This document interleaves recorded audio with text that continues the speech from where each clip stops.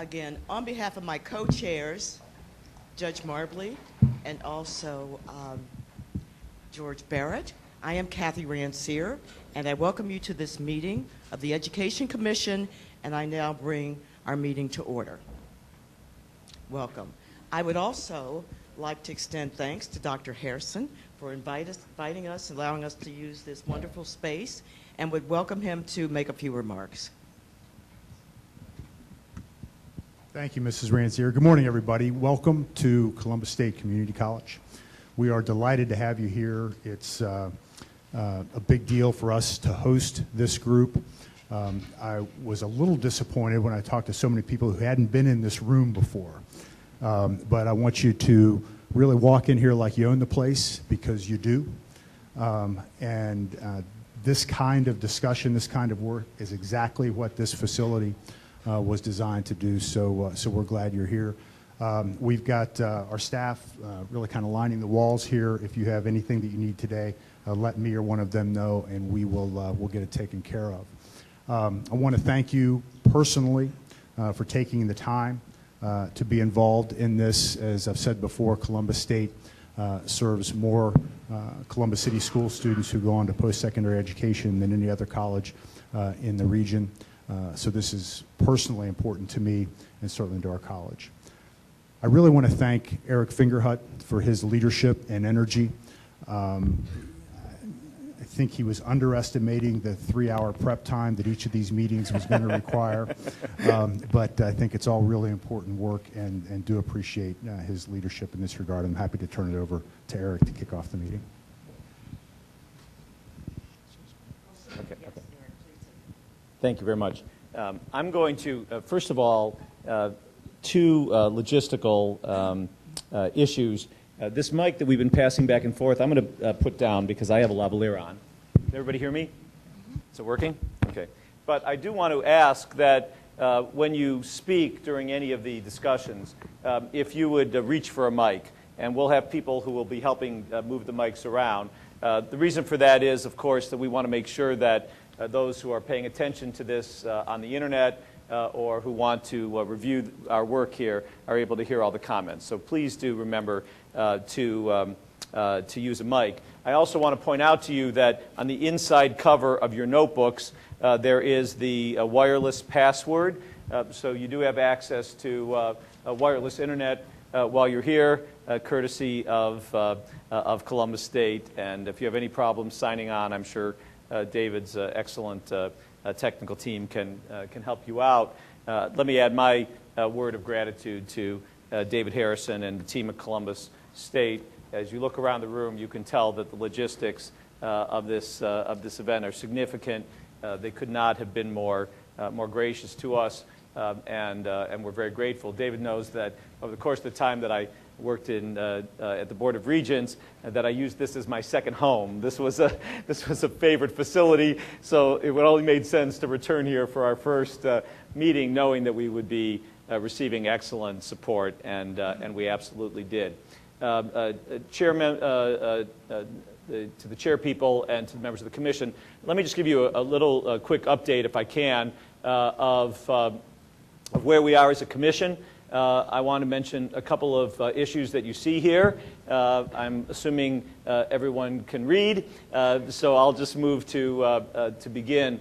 As you know, we began a campaign of digital outreach to the community. We want people to know that we are reachable and accessible. We want to hear their comments, and we want to make sure that you hear the comments that we are receiving. A component of this is our website, which is Reimagine Columbus Education. We have now over 100 subscribers to our email updates. They get, every time we add something to the blog, they get a note saying that a new item has been added. This is a quite good response, considering that we had only one meeting prior to the holidays, and everybody then took off to the holidays, and we certainly expect this to grow as the followership to grow now that we're going to be in the meat of our substantive work. We began with 176 followers. We now have over 200 followers on our Twitter account. And again, we are tweeting live here today. You can follow us today at hashtag CBUsedu. And for those of you who are proficient on Twitter, join in the conversation today, and certainly people at home will be joining in the conversation as well with this effort. We are about to launch a postcard campaign. Kathleen Murphy from Murphy Epson is here. You heard from her at the last meeting, and she shared with you the plan for reaching out. I believe it's accurate, Kathleen, that we're planning to mail about 100,000 of these postcards. They are paid reply, so you don't have to put a stamp on it. It's already postage paid, so that you can respond. But this will both let the community know this activity is going on and invite comment and input.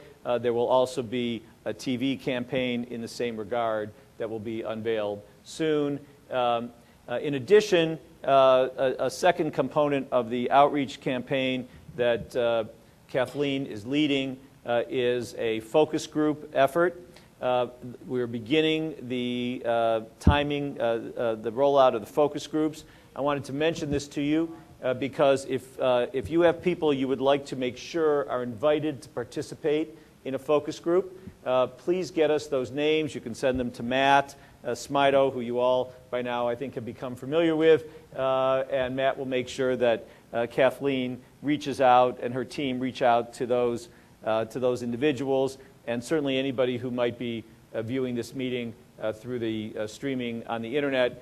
Anyone who wants to participate in the focus group should let us know, and we'll make sure that that's also on our blogs and has been tweeted. So the community outreach campaign is underway, and we again urge your participation. There will also be neighborhood forums that will be planned. As soon as we have information about those neighborhood forums, we will make sure that the commission members are aware of it. Of course, the point of all of this is to give you a report of what we're hearing from the community, so that when it comes time to formulate recommendations of this commission, that you have that input as well as the information that is being adduced at these meetings.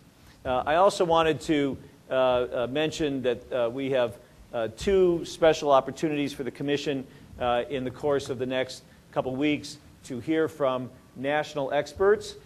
Thanks to Alex Fisher at the Columbus Partnership, a member of the commission, we have been invited as a commission to meet with Sebastian Thrun. Sebastian Thrun is a former professor at Stanford University, a senior executive at Google, and the founder of Udacity, which is one of the leading online education companies in the world, and really breaking ground in providing free online education.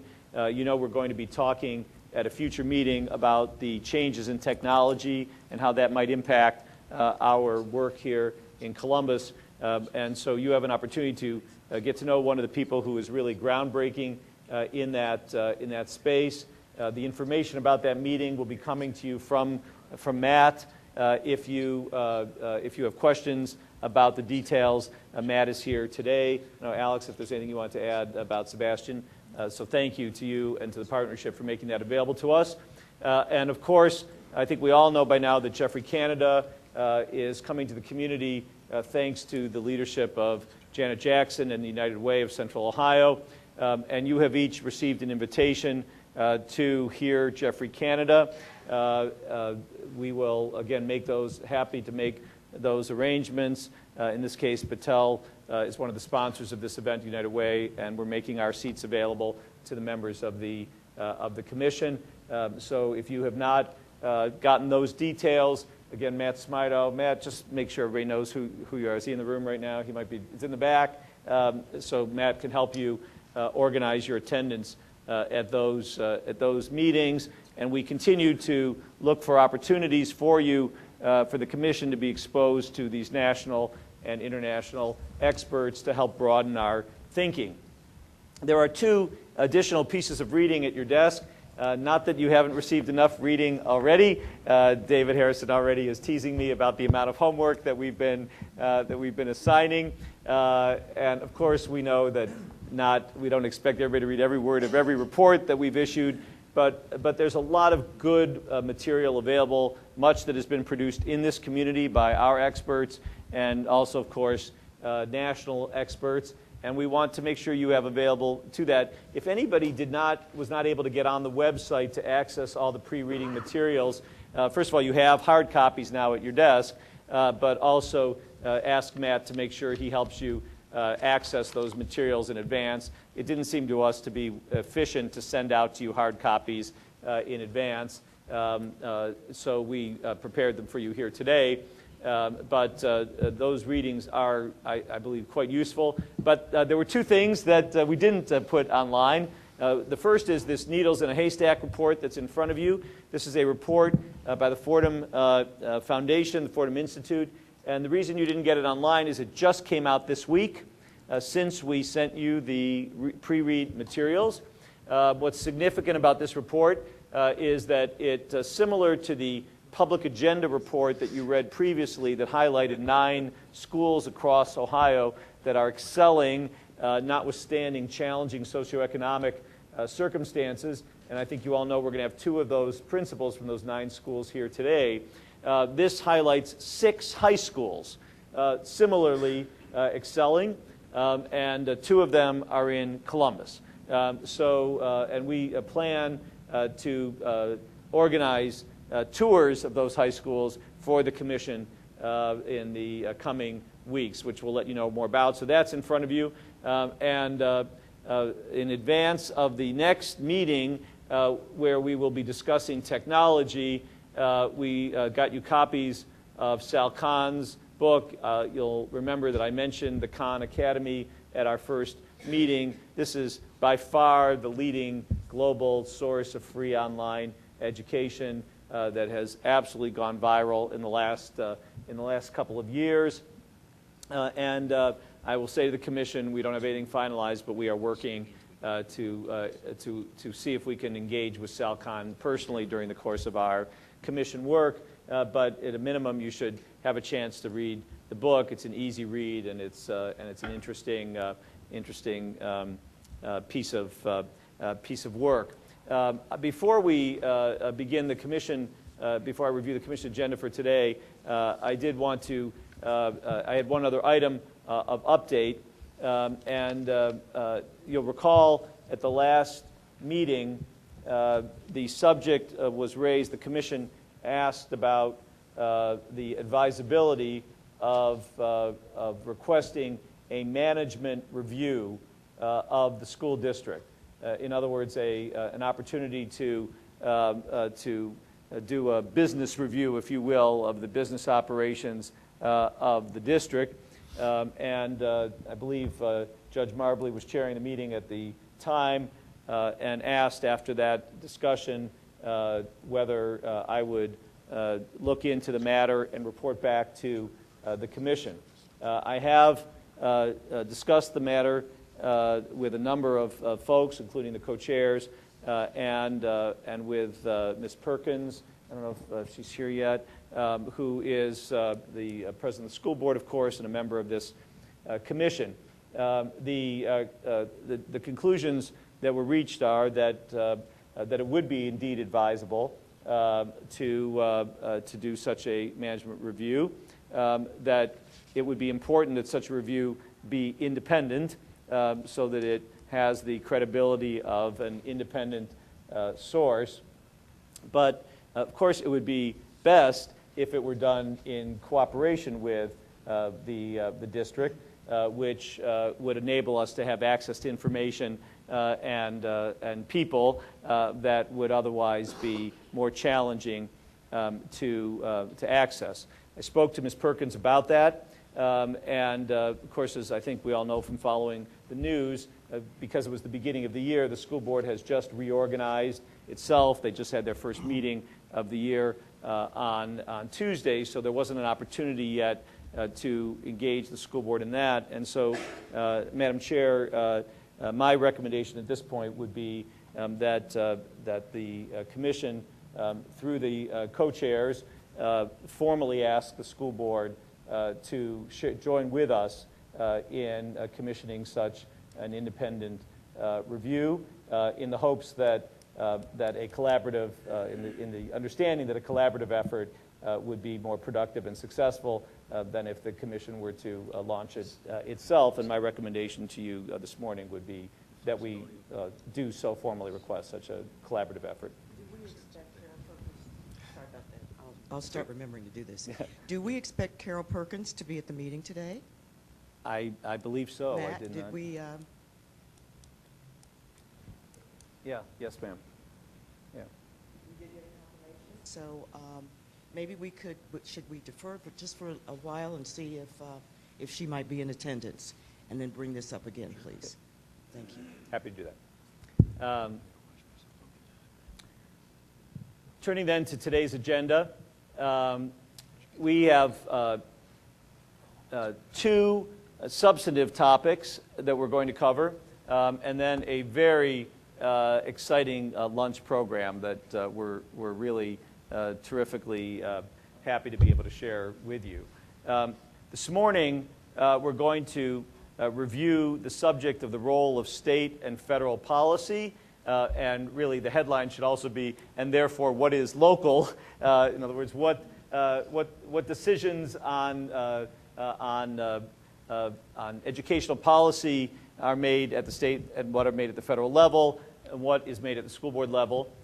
We scheduled this topic first for a very important reason, and that is that as we begin to turn to each of the substantive subjects, for example, this afternoon as we turn to early childhood, and then we turn to technology, and we turn to other subjects, we have to ask ourselves in each case if we want to make changes in the way things are currently run, if we have recommendations regarding changes, to whom are those recommendations directed, right? Is that a recommendation directed to the state? Is that a recommendation directed to the school board? Is that a recommendation directed, who has the authority to do what it is that the Commission is asking to be done?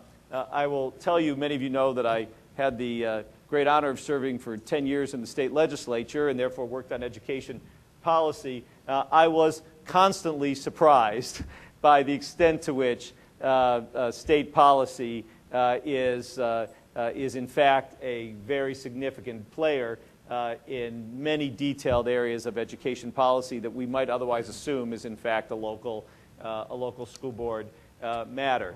And so even experts in this field, those who spend their careers in here, have to constantly refer back to this question. And we thought it would be very important that we begin with that, because as we head to each subject, we will want to ask ourselves this very question.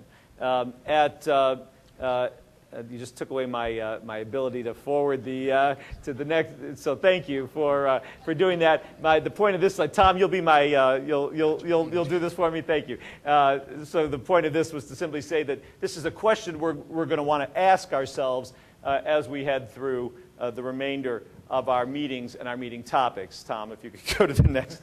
At lunch, as I mentioned, we're very fortunate to have with us Alicia Gillison and Tina Thomas Manning.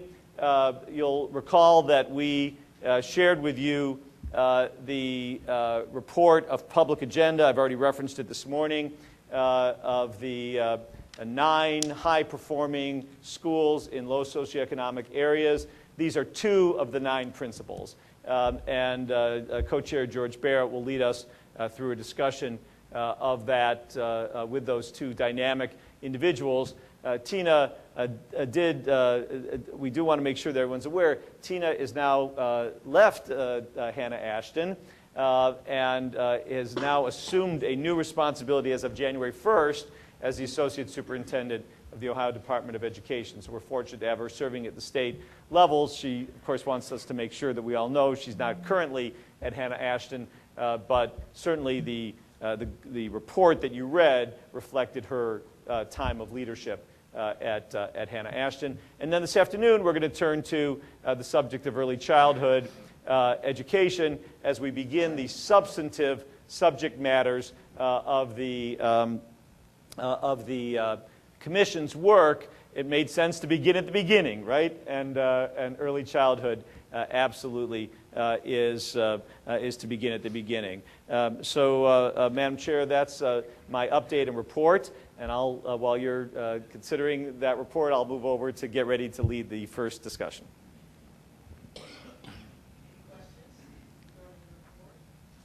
Comments? Well, I'm sorry. Any questions, comments regarding the report? I think we're ready to move on. Thank you, Eric. Will you please proceed? Thank you very much. So, very pleased to have with us, now you can move to your slides, Tom. We're very pleased to have with us today the two top leaders of the Franklin County Educational Service Commission. You have their bios very briefly and a little bit about the ESC in your notebooks.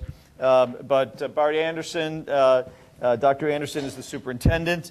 He has been since 2004 and served prior to that as a superintendent of two Ohio school districts. He also is a former high school math teacher and a high school principal. And his colleague and his deputy, Tom Goodney, is also previously a principal in two Ohio school districts and a former school teacher as well. I can personally attest from having worked with Bart and Tom over the course of these last few years that these are really tremendous experts on the details of education law and policy. And we could not be more fortunate in this community to have these experts. When the mayor charged us, he charged us to consult both local and national experts on matters. And as you can see from my report, we're certainly looking at national experts. But I have to say that we're very fortunate to have many experts in this community who we will be relying on as we go through our work. And these two are first up in that scale. The format we're going to follow is I'm going to first turn to Bart and Tom to provide you with an overview of their thoughts on this important subject, and then we will have a discussion with Bart and Tom remaining with us to serve as a resource to answer your questions or to just simply comment on ideas or thoughts that the commission members might have. But I'm certain that they will accept questions even during their presentations and be happy to stop and be interrupted if you have a question about any of the material they are presenting. So with that, I will turn the floor over to Dr. Anderson and Dr. Goodney. Good morning, Commission members. Let me just first thank each of you and acknowledge the staff of Mayor Coleman's office and certainly Council President Ginther. We also want to acknowledge the contributions of the Chancellor and Co-Chairs Barrett, Judge Marbley, and Ms. Rancier, as well as the Commission members and CCS officials who may be here. As a resident of Columbus, I'm very excited by the work that all of you have volunteered to undertake. I want to introduce my co-presenter, Tom Goodney. Pull me even a little closer to you, just so. Yes, sir. Thank you. And just briefly orient the Commission members to the few documents. There's a very brief one page about our public agency, which is approximately 100 years old, previously known as County Boards of Education. But also want to acknowledge the work of Jeanette Oxender for her contributions. Jeanette was the Chief of Staff at the Ohio Department of Education and is one of our colleagues from the Montgomery and Hamilton County Educational Service Center. She produced the document called Understanding the State and Federal Policy Framework, which was in your packet. As a brief overview, here our purpose before the Commission today is to share our beliefs as clearly as possible about what we think the role of federal, state, education, and local policy may be relevant to you as Commission members, and hopefully to present a clear picture of where the opportunities are for the Commission, but also where the opportunities where the Commission wishes to seek change, where those opportunities would be appropriately placed. I'm now going to turn the presentation over to Tom Goodney. Tom and I have been colleagues for approximately 20 years, and so certainly we have a close relationship. Some people have hobbies. We study this stuff. Thank you, Bart. It's a pleasure to be with everyone this morning. So let's jump right in. I think it's important to establish up front that, as the slide says, education per se is not a federal power granted under the Constitution of the United States, but rather one reserved to the several states. Therefore, the exact nature of public education in Ohio is determined by the Constitution of Ohio and the various statutes enacted by the Ohio General Assembly. So initially through the Bill of Rights of the Constitution in 1802, including its revision in 1852, and including any and all Ohio Supreme Court decisions relating to education, the nature of public education in our state is determined by the Ohio Constitution and the various statutes enacted by the General Assembly. Bart and I wanted to emphasize this particular fact because occasionally citizens, occasionally our own colleagues, will mistakenly conclude that public education in the United States is a federal government power.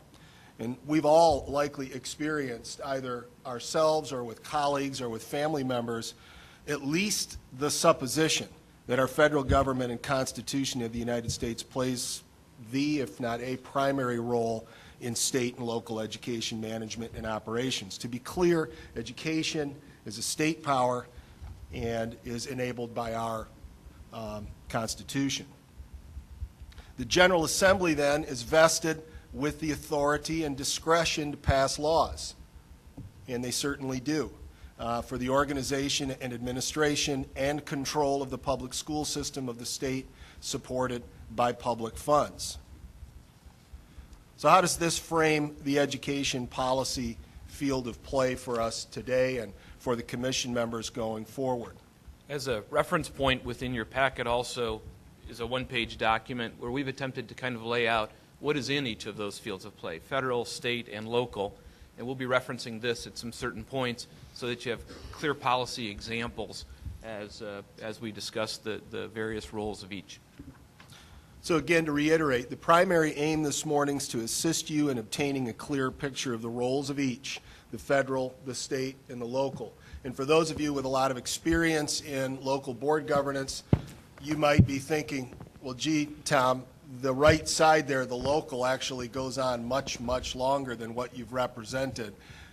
We're trying to be illustrative. Some of these are kind of gathered into some general buckets, but we're trying to give you a broad picture of each.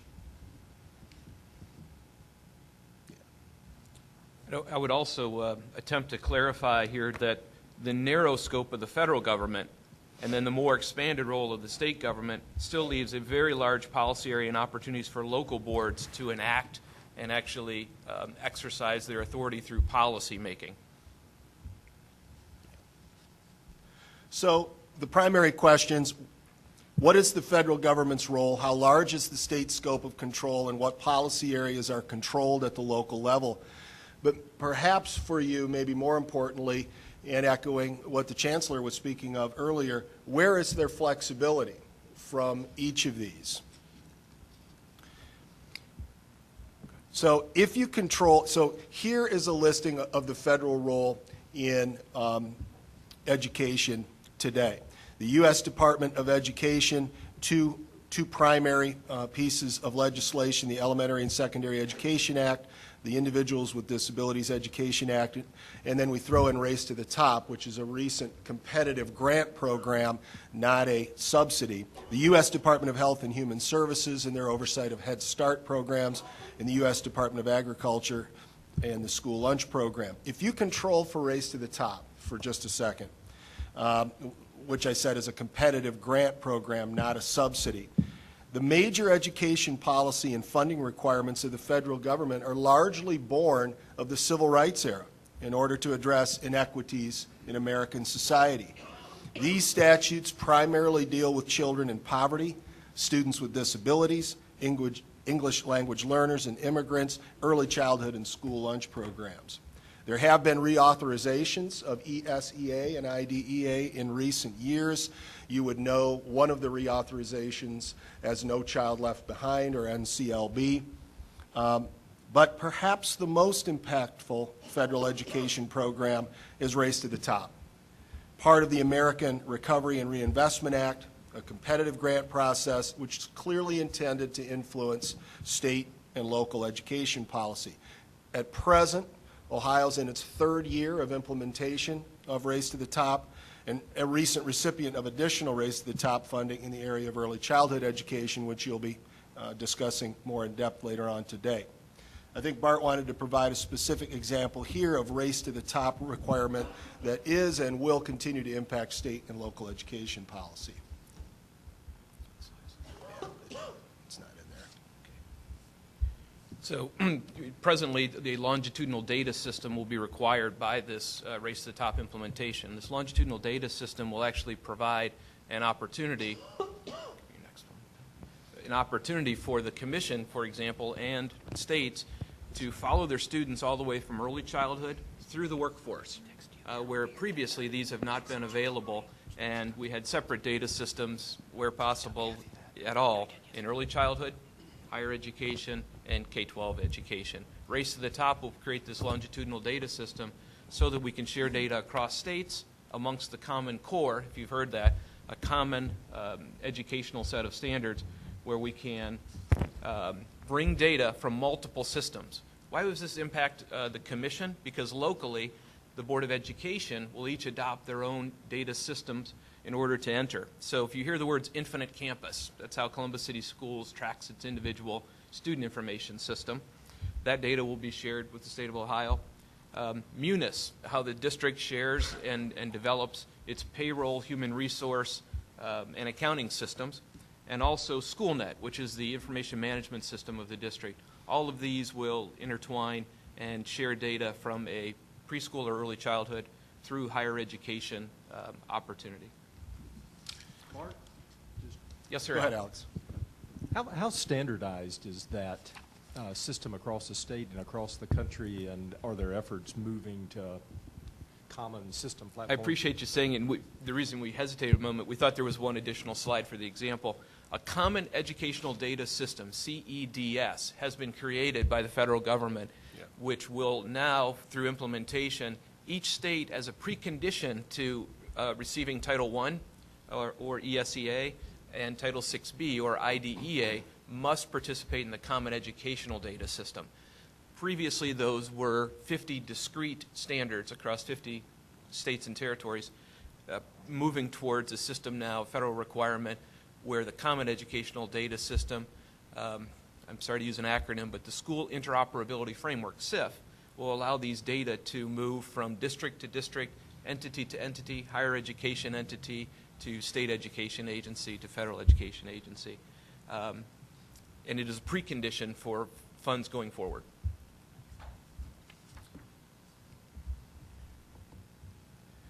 Turning our focus then to the state of Ohio, and if you want to go back to the federal pieces at any point, commission members, just please ask. The state government's role in setting education policy for the regulation, management, and control of schools is considerably more extensive and diverse than the federal government's. As you can see from this slide, from health and safety to pensions to taxation, the Ohio legislature impacts the management and operation of schools through both revised code and administrative code. So, for example, in the area of health and safety, and considering the recent happenings in Connecticut and perhaps going all the way back to Columbine, the General Assembly requires that school safety plans be submitted to the Attorney General's office. In the area of pensions, we look to the recent legislative reforms around the solvency of the systems and the impact those changes have on schools and those who are employed in them. In the area of collective bargaining law, Ohio Revised Code Chapter 4117 was enacted in 1983 and created the State Employee Relations Board and placed upon it the duty and authority to administer the implementation of the statute's public sector collective bargaining provisions. Each of these impacts local governance of schools as well as the management and control of them. Here's a more expansive, but also a more specific listing of areas where the Ohio Legislature and the State Board of Education have established legislation and regulations by way of administrative code that impact the governing and management and control of schools. From funding to school report cards to transportation, you can see here lanes of race to the top that the state legislature has acted upon, all the way through to child abuse reporting and more. And I think Bart wanted to telescope in on a couple of these. Very recently, House Bill 555, a new accountability standard, passed the General Assembly. These are going to require school district report cards and actually A through F ratings of every school. That is being connected to the existing plan of compliance with the Elementary and Secondary Education Act waiver that the State Board of Education recently received approval for. An example of that, though, is employee evaluations. A requirement of these ESEA waivers was that each state must adopt some form of employee evaluation through a federal requirement, but state implementation to require the use of student data within the evaluation system.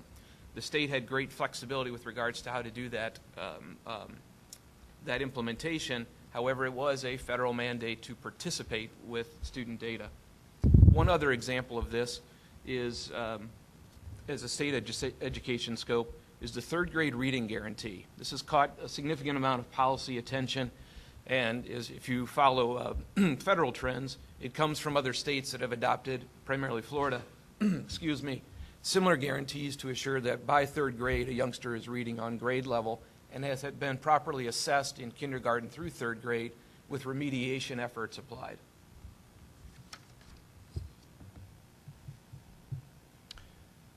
So Ohio statute establishes, defines, and so regulates the following types of schools, not just in those subject areas or those management and control areas. It even defines the type of schools that may operate in the state, from traditional public school districts to community schools or charter schools, online schools, recently STEM schools, career technical, educational service centers, private schools, and we even put home education on here, which I'll talk about in just a second.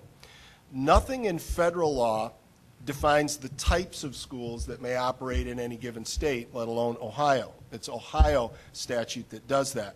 Just a quick explanation on ESCs.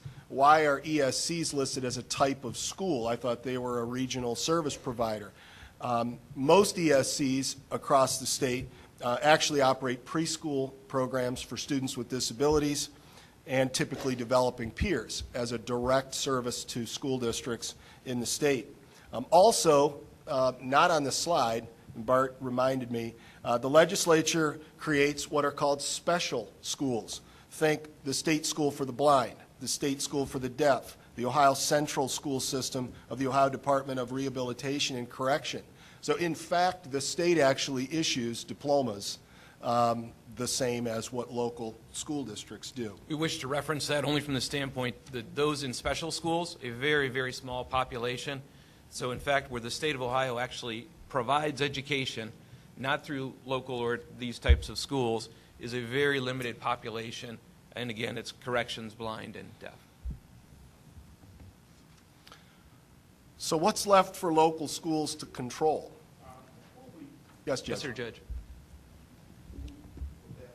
Can I ask somebody to pass the microphone to? One of the questions that I have is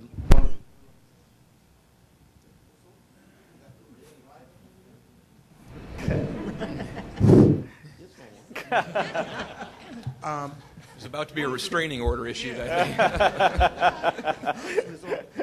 but one of the things I know that we're going to have to consider is the entity within the state which sets the scorecards. Yes, sir. And if you could elaborate a little bit on which entity sets the scorecard and who provides input for determining what type of scoring system we use statewide, and not only for the public schools, but for the public charters or alternative schools as well. Excellent question, Judge. Within the types of schools, each of these schools, through the recently enacted legislation, House Bill 555, excuse me, will have their accountability rated in an A through F system. The A through F system that was created and approved by the Ohio Department of Education and then confirmed in a bill, House Bill 555, that the legislature and governor adopted. Who established the original scorecard was the Ohio Department of Education through their authority, but it was conferred and brought into legislation then by the General Assembly. So the scorecard is going to be maintained and operated by the Ohio Department of Education. It will have an A through F rating for each of these types of entities that deliver service to students. So to deference with the school board members in the room, including Chancellor Fingerhut, Judge Marbley, Ms. Perkins, and others, the local school districts then will be provided a scorecard from the state education agency actually showing their rating against these standards that the Elementary and Secondary Education Act have defined as minimum. Each state has then its own authority to establish a local report card. What is interesting is they're now against a common set of standards rather than where states in the past had the authority to have varying educational standards. If you've heard the term Common Core, it's a common set of educational standards in mathematics and reading and science, and states then will issue the determination of progress by a school. Go ahead, Alex. Yes, sir, Alex. I've noticed in reading about all of this over the last year, instances in which the state of Ohio has actually come in and taken over school districts. Can you talk about that authority and the circumstances in which We certainly the can. states exercise that authority? There are two types of authority under which the Ohio Department of Education may take over certain operating components of a school: fiscal emergency and academic emergency. The most recent academic emergency, and an academic recovery commission was appointed, was the Youngstown City School District. In the case of the Youngstown City School District, authority of the local board of education was restricted, and the state of Ohio appointed what would be a series of commission members, not unlike yourselves, but with actual statutory authority to govern, manage, and control the school. In the cases of financial takeover, this would be an example. The Little Miami School District is the most recent in Ohio. In that case, the academic component, the board retained and maintained authority, but all the financial matters of the district were under the auspices of a commission appointed by the Ohio Department of Education. If I could just comment, I neglected to talk about home education. It's actually listed there in the statute. Home education is actually a provision that a local superintendent has in statute. It's actually one of the 5 or 6 excuses from traditional school that are available to a city or a local school superintendent. BART actually has the authority to do that on behalf of local school districts in our territory, and then city and exempted village superintendents do that for their students. So what's left for local schools to Bart, excuse me, Tom, before we go forward, can we go back to the last slide? Sure. Yes, please.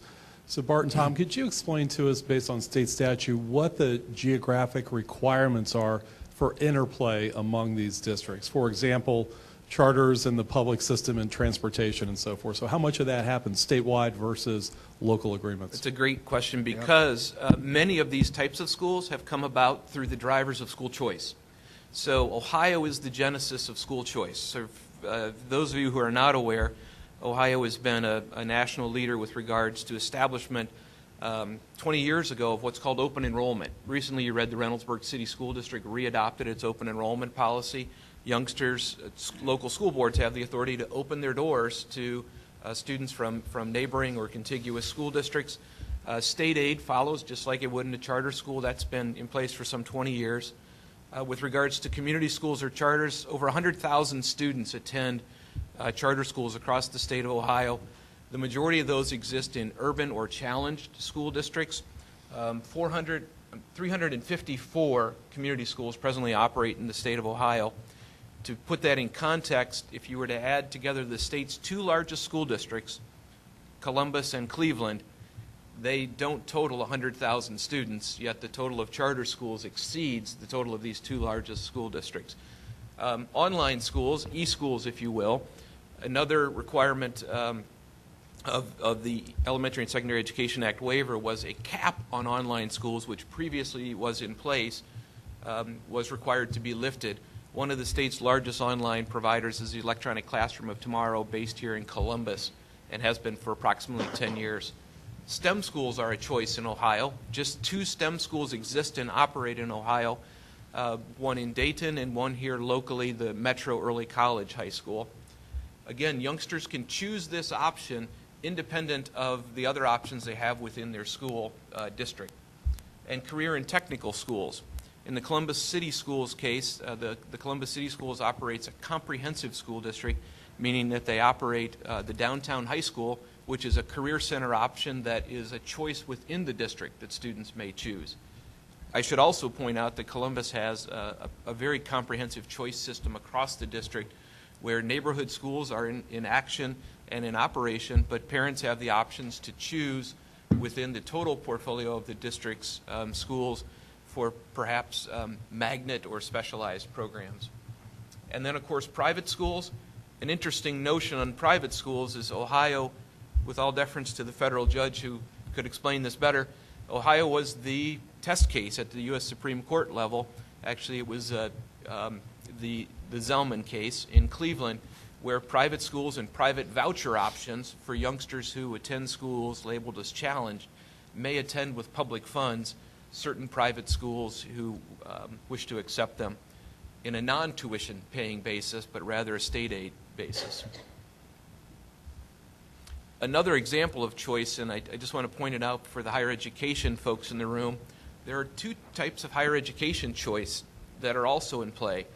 In the case of President Harrison, Columbus State Community College is a large provider of post-secondary enrollment options and dual enrollment, 2 ways under which the president's staff interacts within the grounds of Columbus State Community College, but also in regional centers such as Reynoldsburg, Gahanna, Delaware, providing college education and high school education concurrently. Bart, Yeah, Ms. Crane? could you just briefly discuss early education? Because I know that Step Up to Quality is in a Race to the Top grant, Yep. as well as family home care licensing. So could you talk about the state's responsibility? Sure, I can talk about it briefly, and then I think you'll have really an excellent opportunity to learn broadly about it this afternoon, having previewed some of the presentation. Step Up to Quality was an opportunity for Ohio to level up its program of early childhood education in 2 areas. First and primarily, the only state responsibility to provide early childhood education is for students ages 3 and 4 with a disability. The other opportunity that is a federally provided opportunity is Head Start. Step Up to Quality brought together private providers which are licensed by the state of Ohio and in some cases subsidized by both community philanthropy or public agencies, perhaps Children's Services and Job and Family Services. One of the largest philanthropic providers of early childhood education is, of course, the United Way, and under the direction of Janet Jackson. Across central Ohio, Action for Children is a technical assistance provider who helps bring private providers assistance when they can't quite meet the standard or need training and opportunities to meet a standard either for their professional staff or their facility staff and facility opportunities. Bart, when I was a vocational teacher, the school district was also responsible for providing career technical services to the suburban school districts as well. We were responsible for providing for Worthington, Arlington, Grandview, and Westerville. And that is still in place. Rhonda, thank you for pointing that out. Columbus has an agreement. Each school district must adopt either an agreement with a career and technical school or a comprehensive school district. The comprehensive school districts in Central Ohio are Southwestern and Columbus. Districts then that didn't adopt an agreement with a career and technical school, such as Eastland Fairfield Career Center, or such as the Delaware Area Career Center, or the Tolles Career Center, adopted an agreement with a comprehensive school district. a youngster at Upper Arlington who wishes to study career technical education, or as Rhonda mentioned, its precursor name, vocational education, would attend Columbus City Schools. Youngsters from Bexley also attend some Columbus education programs, Grandview, Worthington, and these are called career compacts, where the district, suburban district, adopts a compact to, in this case, attend now Central High School. Columbus is thank you, Alex. Columbus receives both the portion of state aid from that suburban school district, plus the delta in terms of the amount of what would be, think of it as a tuition amount. Correct. It's a tuition contract. I want to also mention open enrollment one more time, because a unique circumstance of open enrollment, the Columbus City School District is an open enrollment district and is a net provider of more education than it is a net sender. I'll say that one more time. More youngsters choose to attend the Columbus City Schools on open enrollment from outside the district than leave the Columbus City Schools to attend open enrollment somewhere else. In many cases, these are circumstances of parents' jobs or responsibilities. But if you can think of the complexity of the win-win agreement and suburban school district boundaries, frequently a family can look across the street living in a suburban district to a Columbus City School building. Particularly if you were to drive Broad Street, headed westbound, it would not surprise many of you to know that you go in and out of the Columbus City Schools and Southwestern City Schools every few hundred yards. Excuse me. When you receive a question and the person doesn't have a mic, would you just repeat the question so that we know everyone Certainly. hears it, okay? Sure. Thank you.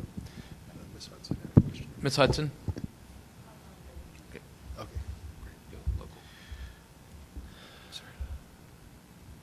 So we'll try this again. What's left for local schools to control?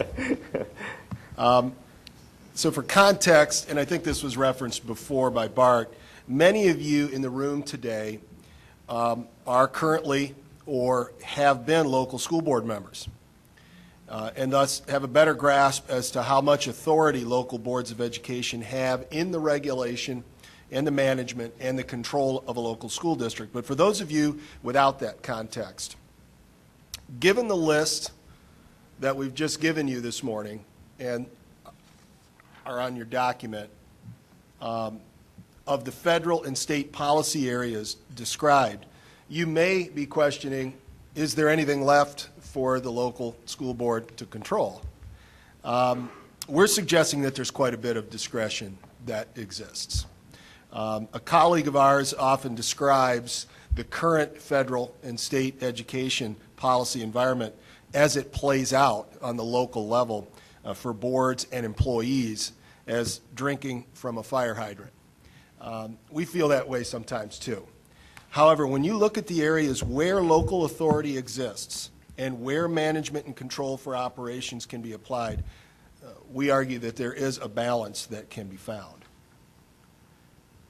So much authority, much of the authority that we've talked about with respect to the Ohio General Assembly has been delegated to local boards of education. I quote here from Kimball Carey's book, Anderson's Ohio School Law Manual, organizing and regulating schools is properly left to the General Assembly in the exercise of its legislative powers. Essentially, this responsibility has been delegated by the legislature to boards of education. A very recent example of that is the legislature required boards of education to provide suicide prevention awareness. How that is implemented and at what program, what curriculum, what context within the school district is the complete authority of the district. What is required is a suicide prevention program. How the district does it is at the complete discretion of the district. So some areas of local control, and some of these are pulled from the document that you have, some are not, but from setting policy and adopting rules or administrative guidelines, as they may be called in various districts, to budgeting, to levy proposals, to the purchase of property and building schools, transportation and food service, adopting curriculum, employing personnel, the purchase of insurance, a big one for us, sharing services, staff development, entering into contracts. Again, all of these areas where local boards of education we argue, have pretty broad discretion. Negotiating bargaining agreements, and obviously there are many, many more that we don't have on the slide. Let me just give you an example from here with respect to sharing services, and also local boards making a decision to enter into contracts. These afford local authorities great latitude in navigating mandates, navigating requirements, as well as locally developed strategic priorities that they may have, or just simply responding to an urgent need. So first, a quick orientation to shared services, if it's not a term that you're familiar with. Define shared services as a collaborative strategy that is fundamentally about optimizing staff, equipment, and facilities and other corporate or public resources across jurisdictions to improve operational efficiencies and related outcomes. This is taken from the Beyond Boundaries report, which was recently issued by the Office of Budget and Management. Here's a more crisp example of sharing services right here in Central Ohio. About 7 or 8 years ago, we at the ESC were asked to operate a substitute employee consortium. Think substitute teachers. That consortium today currently stands at 20 school districts here in Central Ohio.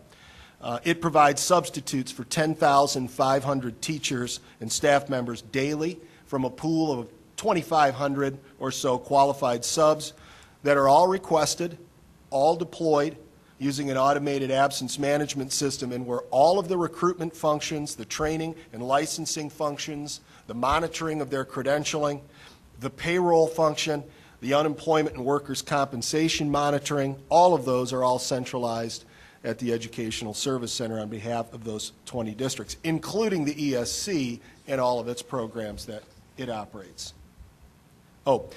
Here, Bart had one example with respect to local flexibility and collective bargaining.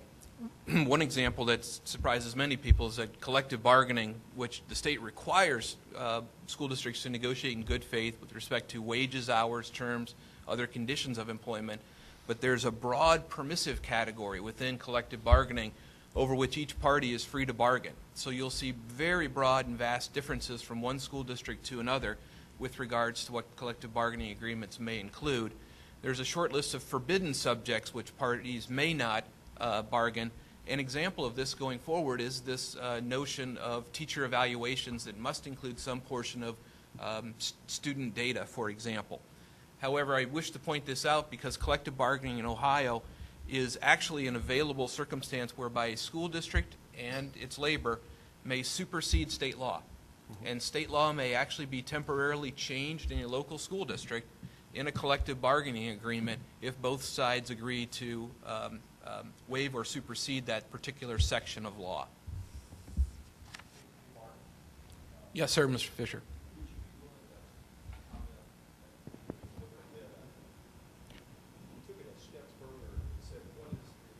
Responsibility of this. How would that shake out? Repeat the question one more time, Mr. Fisher. So the question is, so you've gone federal, state, and local, and I'm asking you to go to the school building in the city of Columbus and understanding the authority of a principal in how the management inside a school building works.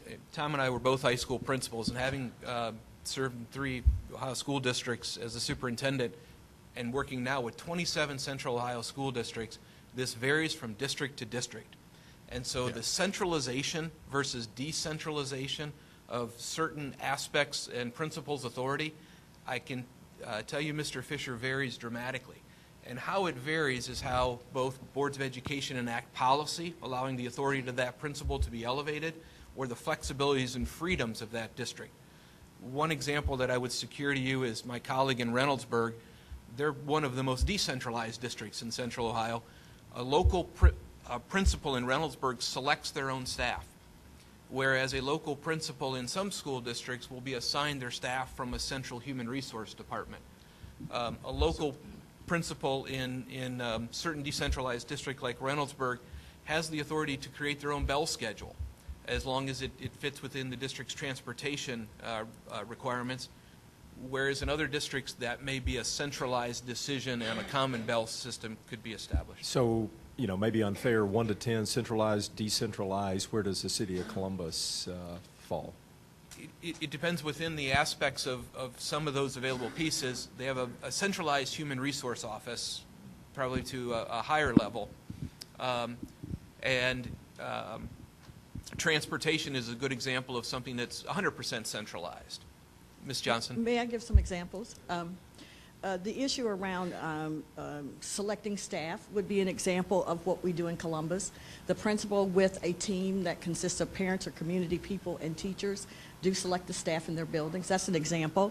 Another one, as far as collective bargaining, school staffs and the principal could ask for a waiver from any provision in the collective bargaining agreement with a vote, and they present their waiver to what's called the reform panel, co-chaired by the superintendent and the union president. So that gets it at the particular school level. So if there is some provision, we have waivers granted all the time from things as simple as a special education teacher wanting to teach 6 periods instead of 5 and being taken off of a duty schedule instead, to block scheduling. Because it's pretty much things are centralized in Columbus, so everyone is on an 8-period day. So if a school wants to do block scheduling, then they would present their case to the reform panel to be on block scheduling. And generally those things are granted as long as they have the buy-in from the staff.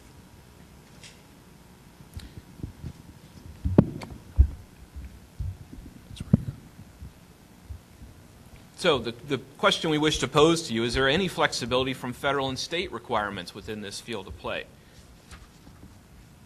The flexibility that we see as most germane to this commission, and certainly the opportunities, is at the federal level, states submit individual plans of how they each intend to meet the various requirements of statutes such as the Elementary and Secondary Education Act.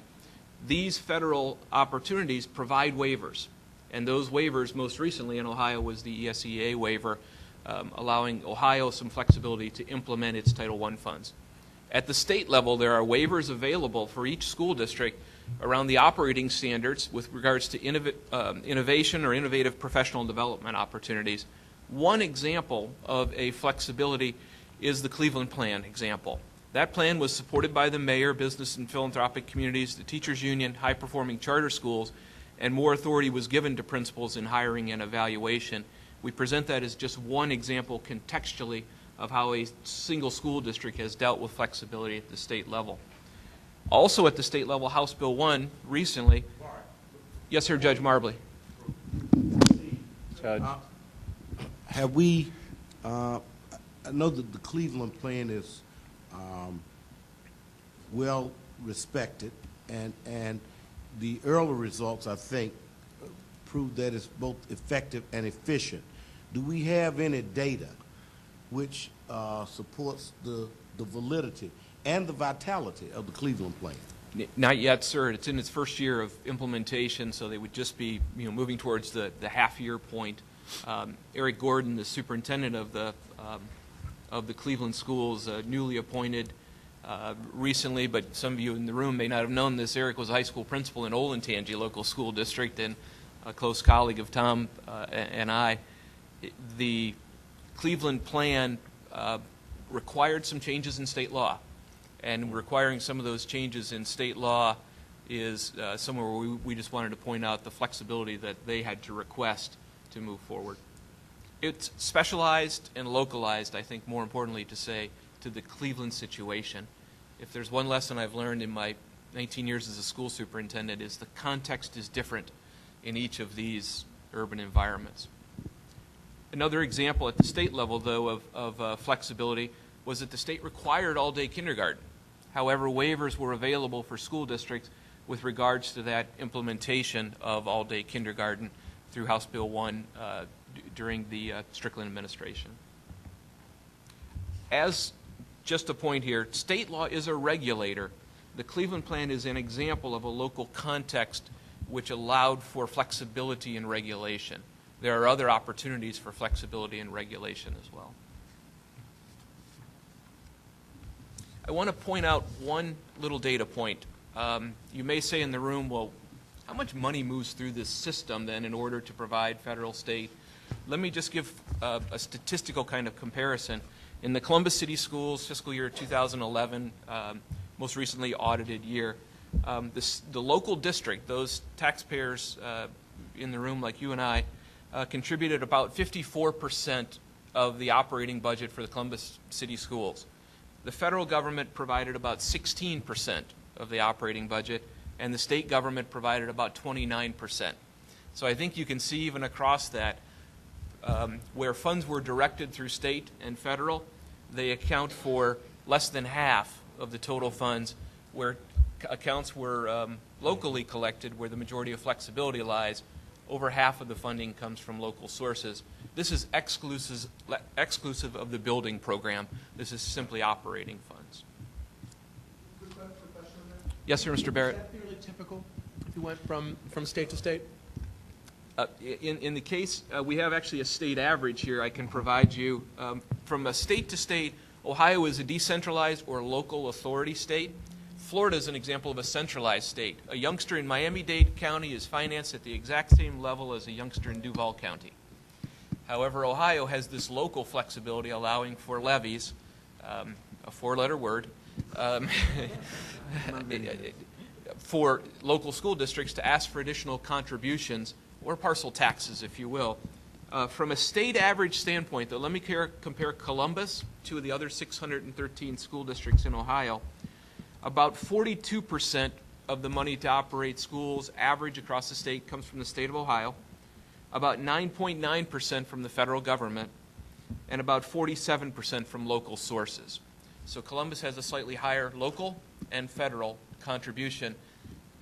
No surprise because of a higher contribution of youngsters of poverty and programs particularly for federal role, but also a well-supported tax base as an urban district.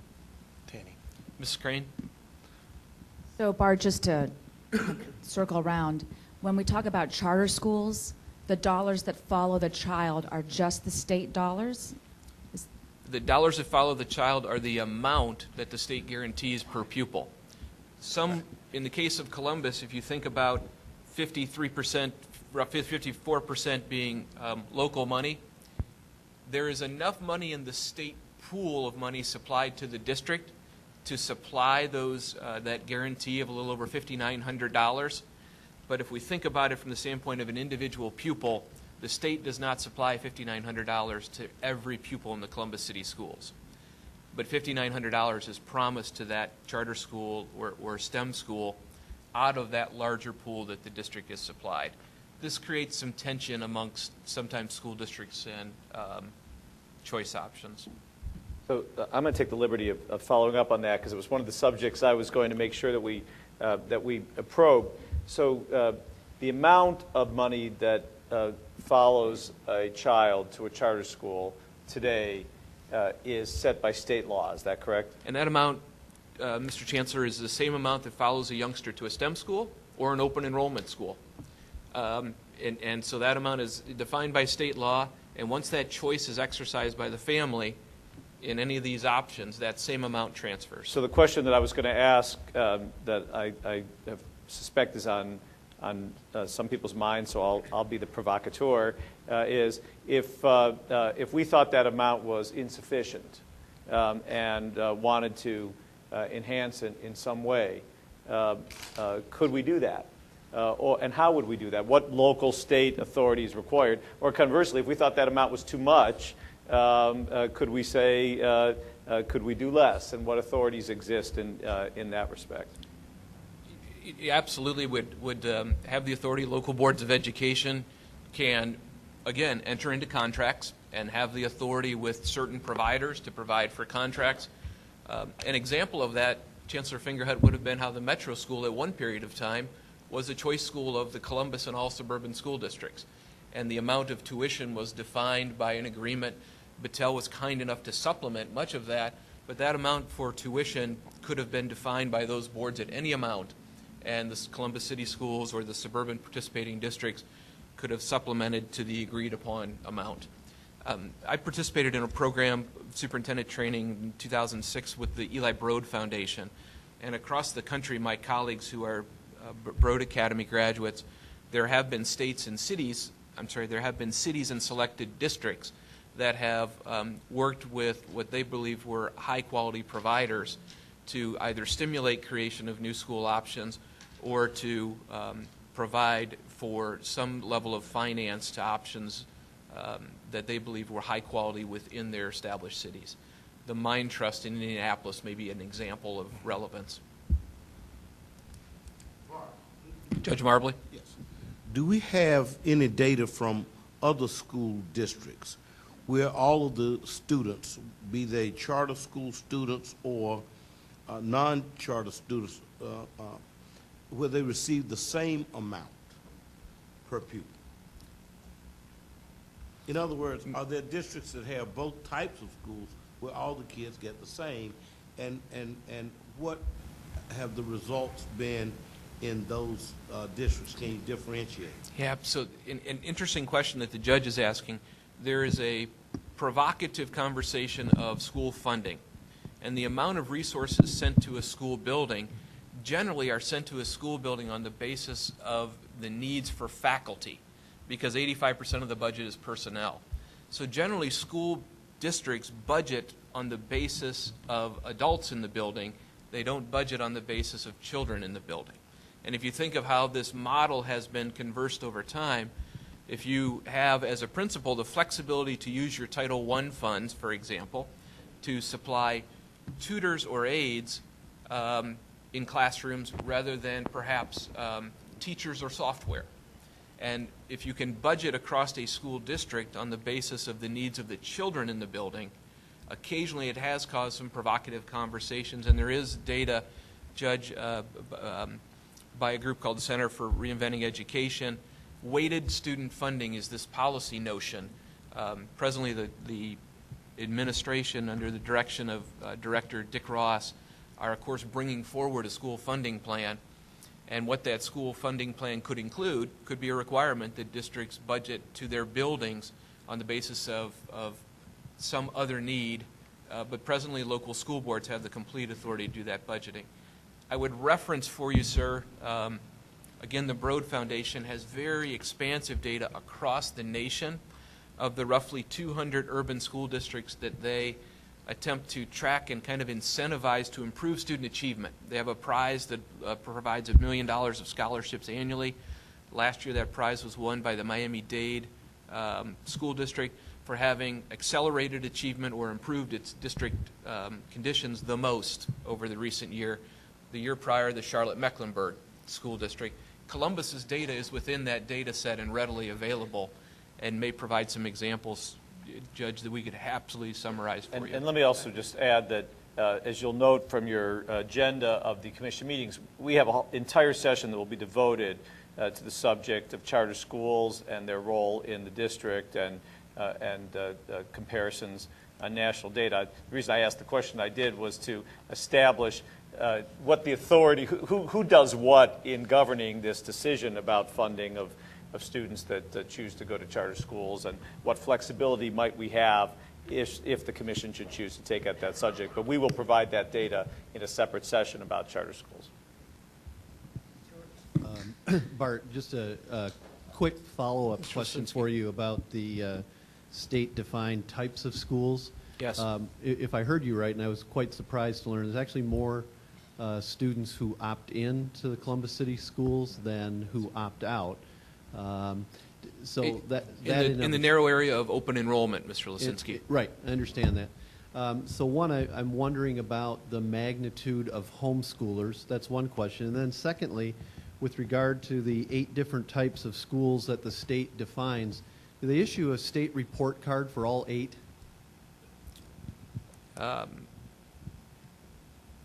Traditional public schools, certainly. Community schools, certainly. Online schools, certainly. STEM schools, certainly. Career technical will be new. Educational service centers only with regards to the early childhood component. Private schools are not issued a state report card presently, but private schools results for the youngsters who participate on a voucher program are publicly available. And home education, to bring this up, is less than 1% of the total students across the state of Ohio.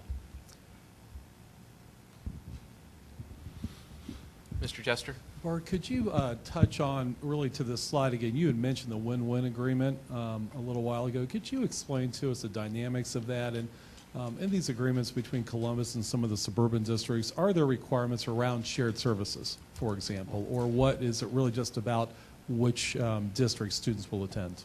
Sure. The win-win agreement provided for school district border stability. And if you could imagine, in the period of the growth of Columbus, our office, then the Franklin County Department of Education, had authority to actually regulate local school districts. Think of Plain local. Think of Hamilton local, Olentangy local. The win-win agreement provided for the opportunity for the city of Columbus boundaries to expand, in many cases for the purposes of development, water and sewer, but for the school district boundaries to remain stable so that a parent didn't have to wake up one morning and get a piece of mail that said your school district border has changed and your child is now going to move from the Plain local school district to the Westerville City School District or another district. What it provides is residential stability, however, not commercial stability. Many people are surprised to look at a map of the Hamilton local school district and see that the Columbus City Schools has an island, a peninsula, that runs through the entire Hamilton local school district. Think of the Lockbourne Air Force and Development Area. Commercial ground does transfer within the win-win agreement. Residential ground stays stable. The interesting part of this means that you'll have the frequent experience of driving through Columbus and seeing signs that rapidly change in a mile. Entering the city of Columbus, entering Franklin County, leaving the city of Columbus, and these are water and sewer easements generally.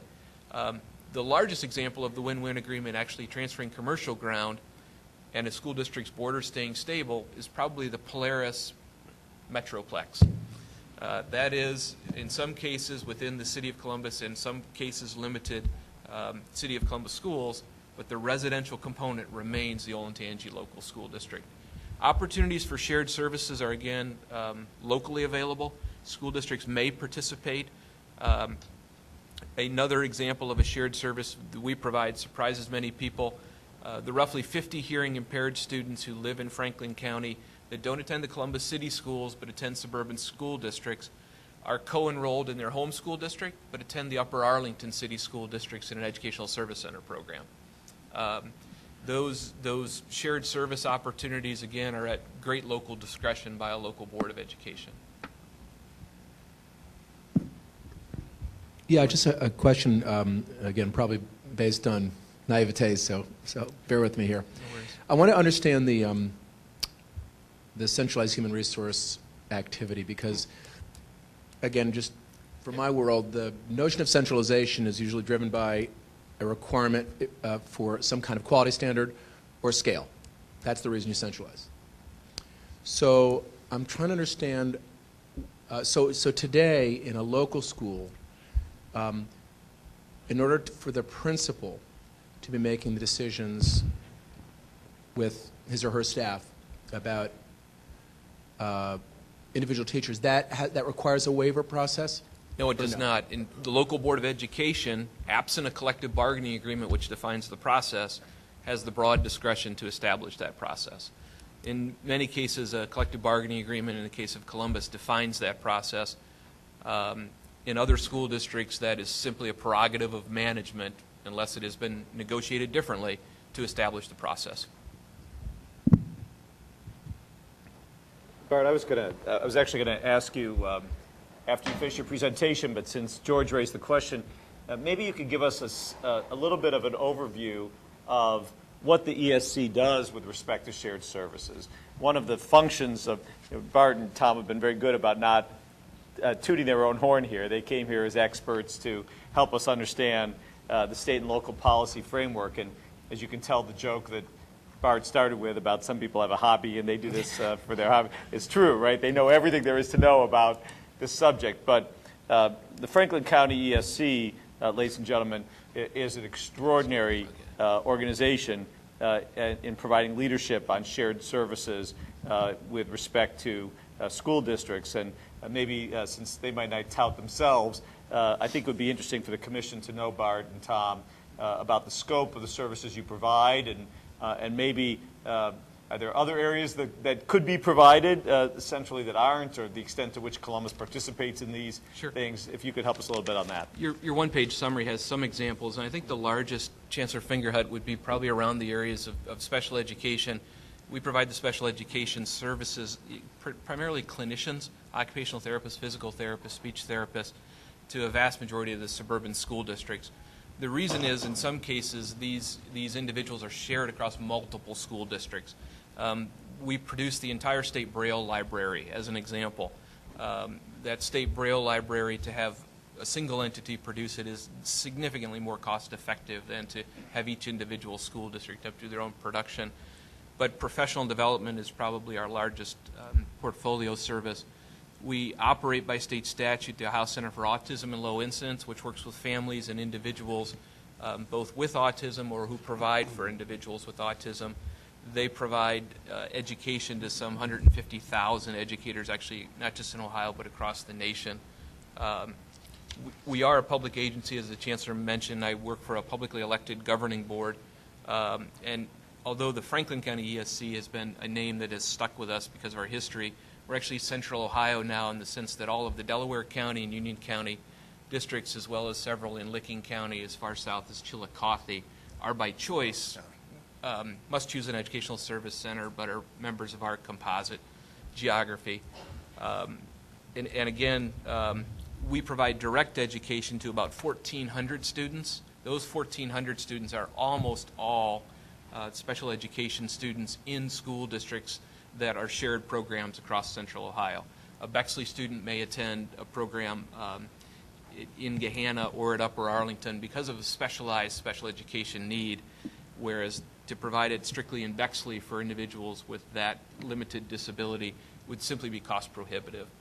An area we're exploring with the Mid-Ohio Regional Planning Commission presently in a shared service steering committee co-chaired by Morpsey and Metro Parks Executive Director O'Mara is perhaps opportunities with not only municipalities and local governments such as school districts, but think of the opportunities for joint distribution, compressed natural gas conversions for vehicles, the purchase of diesel fuel and other types of fuel opportunities in a wider, more broad purchasing consortia, and perhaps even IT infrastructure opportunities.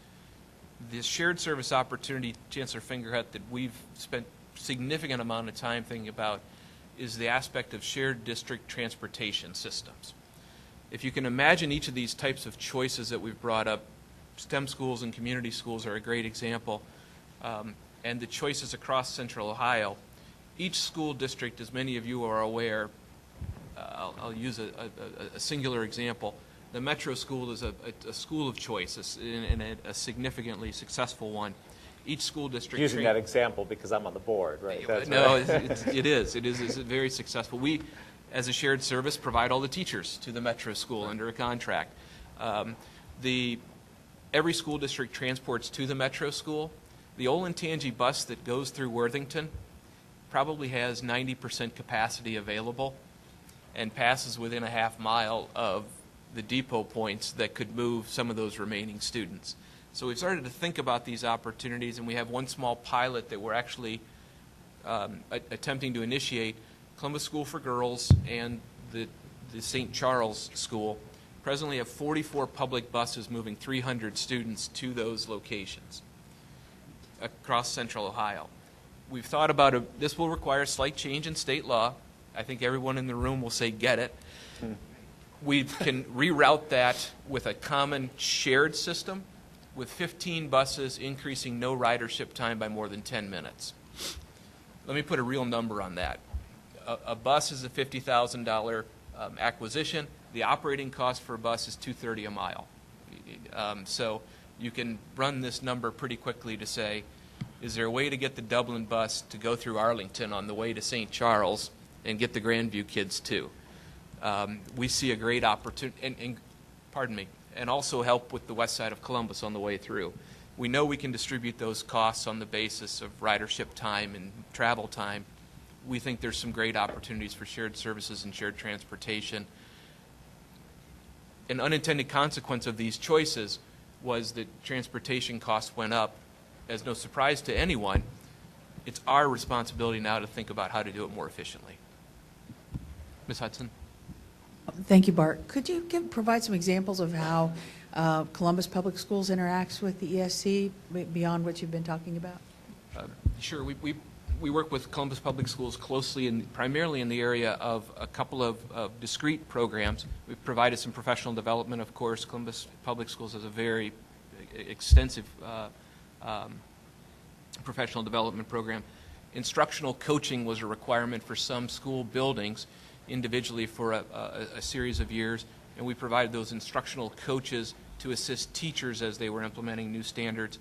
We also provide what is called the State System of Support. The State System of Support is a requirement to provide technical assistance in areas where the Columbus Public Schools might not meet the standard for special education, as an example. Least restrictive environment, assessing individuals with a disability and beginning service within 45 days of the identification by a parent. And these are some discrete technical assistance areas. One other area would be an area called the Education Council. Some of you may be familiar with the program, once known as the Christopher Program, now called Magellan. It's had success across Central Ohio. A small program, but the ESC operates a program with Columbus and the suburban districts to operate the Magellan program. I'm going to stay on this subject for a second because you were all terrific about asking questions during the presentation, so I will consider that we've transitioned from the presentation into the discussion and invite us to comment on anything we've learned, to discuss with each other what we've learned, but also to continue to ask questions. So I'm going to again continue. I think this subject of shared services is an interesting one, and wonder if on the subject of transportation alone, I was watching faces. You provoked a lot of optimism about the notion that perhaps there are ways to save money on transportation working through a shared service arrangement. Obviously, that's money that a district could potentially spend on other important educational services and programs. So my question would be, how hard is this? I mean, could we turn to you today? Do you have the capacity to do this and say, Bart, we're in. Let's do it and help us. Help us improve or save money. What does that mean if I said, Bart, we're in? Or is this a long? Do we have multiple studies to go and multiple collaborative agreements and negotiations and and challenges to get to something like that? And Chancellor Fingerhead, I apologize for making this a broad answer, but the coalitions of the willing in shared services are the difficult ones sometimes to establish. So some school districts are very willing to participate in certain areas. It doesn't surprise many people to know we're actually running a consortia right now of performance-based compensation. And the Olentangy and Reynoldsburg, the Metro School, the KIPP School, Educational Service Center, and some other local entities are participating in a joint consortia of performance-based compensation, because when I mentioned that teacher evaluation must include student data, the year after it must also establish the compensation level of the teachers. And when we started to think about capacity of individual entities to do this on their own, let alone the risk being established, right, by doing this on your own, even large school districts said we'd rather go it as a consortia willingly than risk ourselves being the test case for an unintentional liability of an unfair compensation or unfair employment practice. Some of these areas we want to describe a shared service that I think is a good example, Ms. Hudson, of a Columbus shared service.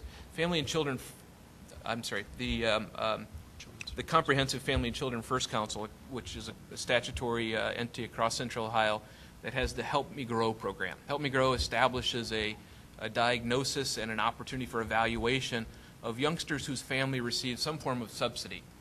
and that is administered by our office comprehensively across Central Ohio. Several thousand students whose family receive some form of subsidy then are intervened with quickly at ages 1 and 2 for the potential of some early intervention if there is a cognitive or physical delay. Another we were asked really quickly to ramp up for with great success is the Project Key Truancy Remediation Program. And some of you may be aware of Project Key. It's partially funded by a number of agencies, including the Columbus Foundation, Franklin County Courts, School district. the Columbus City School District, and it intervenes immediately at 5 days when a youngster has been absent or truant from some of Columbus's neediest schools, with an advocate in the school, an advocate for the family. The success of that by community research partners shows some 90% of those students do not repeat as a truant student during the year.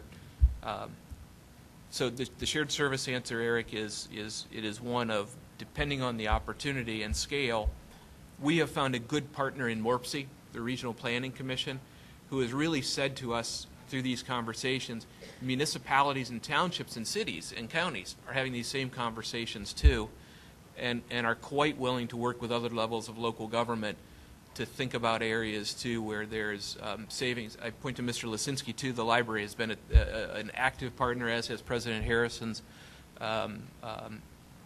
staff. If I could I just want to make sure that I understood a piece of the answer on transportation correctly. Let me rephrase in a little bit more provocative way and see if you agree that I'm saying the right thing. We could do shared services on transportation, but to achieve the savings, we would have to have all the districts in the region in, because you can't save at least if a large if you enough have to, coalition if you have willing. to drive around, and that's why your point about a state law change is relevant to this discussion, because a coalition of the willing might not achieve the savings because of the holes in the map. Is that fair enough? That's perfect, sir. And I think Okay. Columbus 2020 taught the education community a lesson that regionalism is important, and standing alone on your own as a singular entity or county or city is insufficient, because as go you, so go your neighbors. And in many cases, Chancellor, transportation's a great area where we found there's over $100 million of spending in Central Ohio on school transportation. So when you start to think about 2 and 3% improvements and say, well, that doesn't sound very significant, Bart. How about $2 and $3 million, right? I mean, these are significant savings.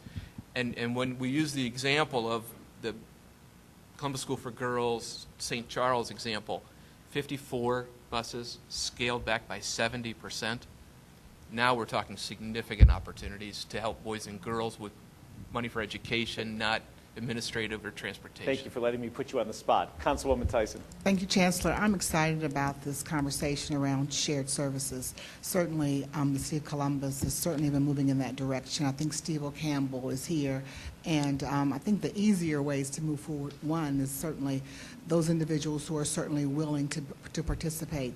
And transportation is such a, I mean, all the schools obviously have used transportation, but certainly being able to work together in that area, for, like I said, St. Charles, CSG, and other school districts, and also looking towards, looking at the future with CNG. We're building all these CNG facilities, and certainly moving towards the CNG buses as we're going to make those kinds of capital improvements, that these are the kinds of conversations that we need to be having, and certainly figuring out, I think transportation would be a great way to start, and looking, and also look at other low-hanging fruit, because people initially want to have that trust relationship, and what else can we work with these districts on to be able to reduce their costs. So excited about the shared services. Thank you. Thank you, Councilwoman.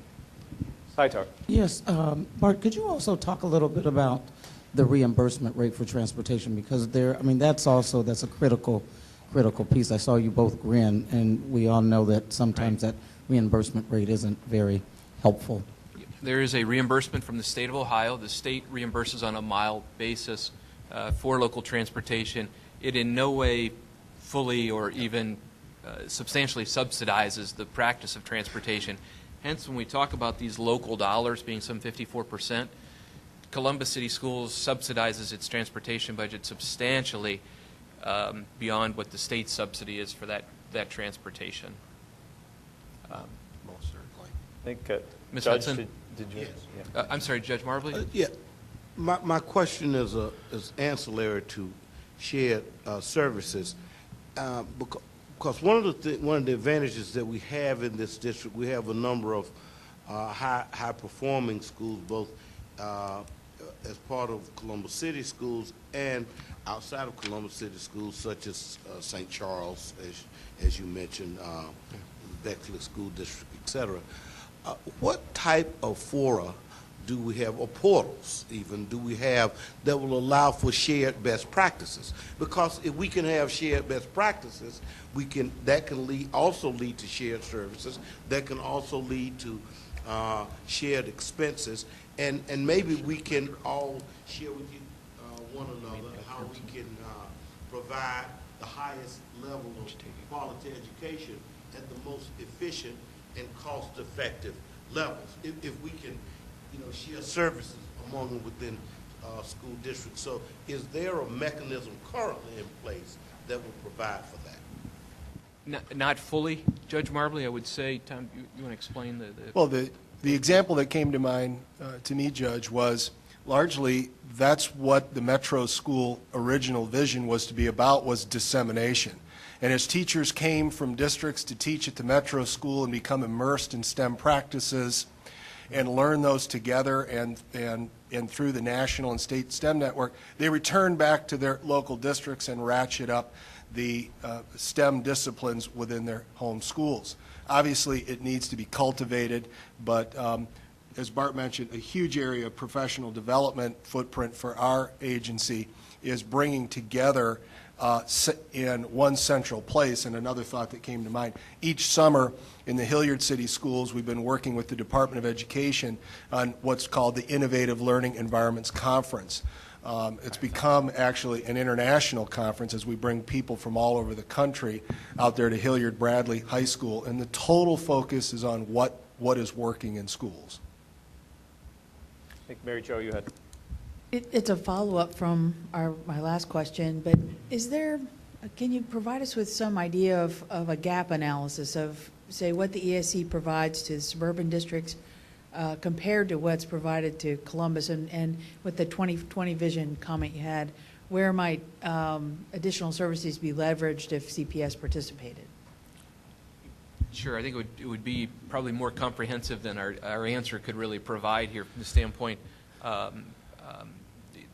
The level of service is vast from the standpoint that, as an example, now even in outreach, we're presently searching for the school superintendents in Hilliard and Dublin at the request of their school boards. We recently placed the treasurer in the New Albany School District. Again, the portfolio of service depends on the needs of the local district, and that needs assessment that we do and deliver is on the basis of what, again, the district each requests.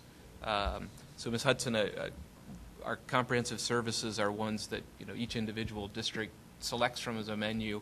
I could certainly do that as an activity to try to assist at some point. Reverend Gilliard.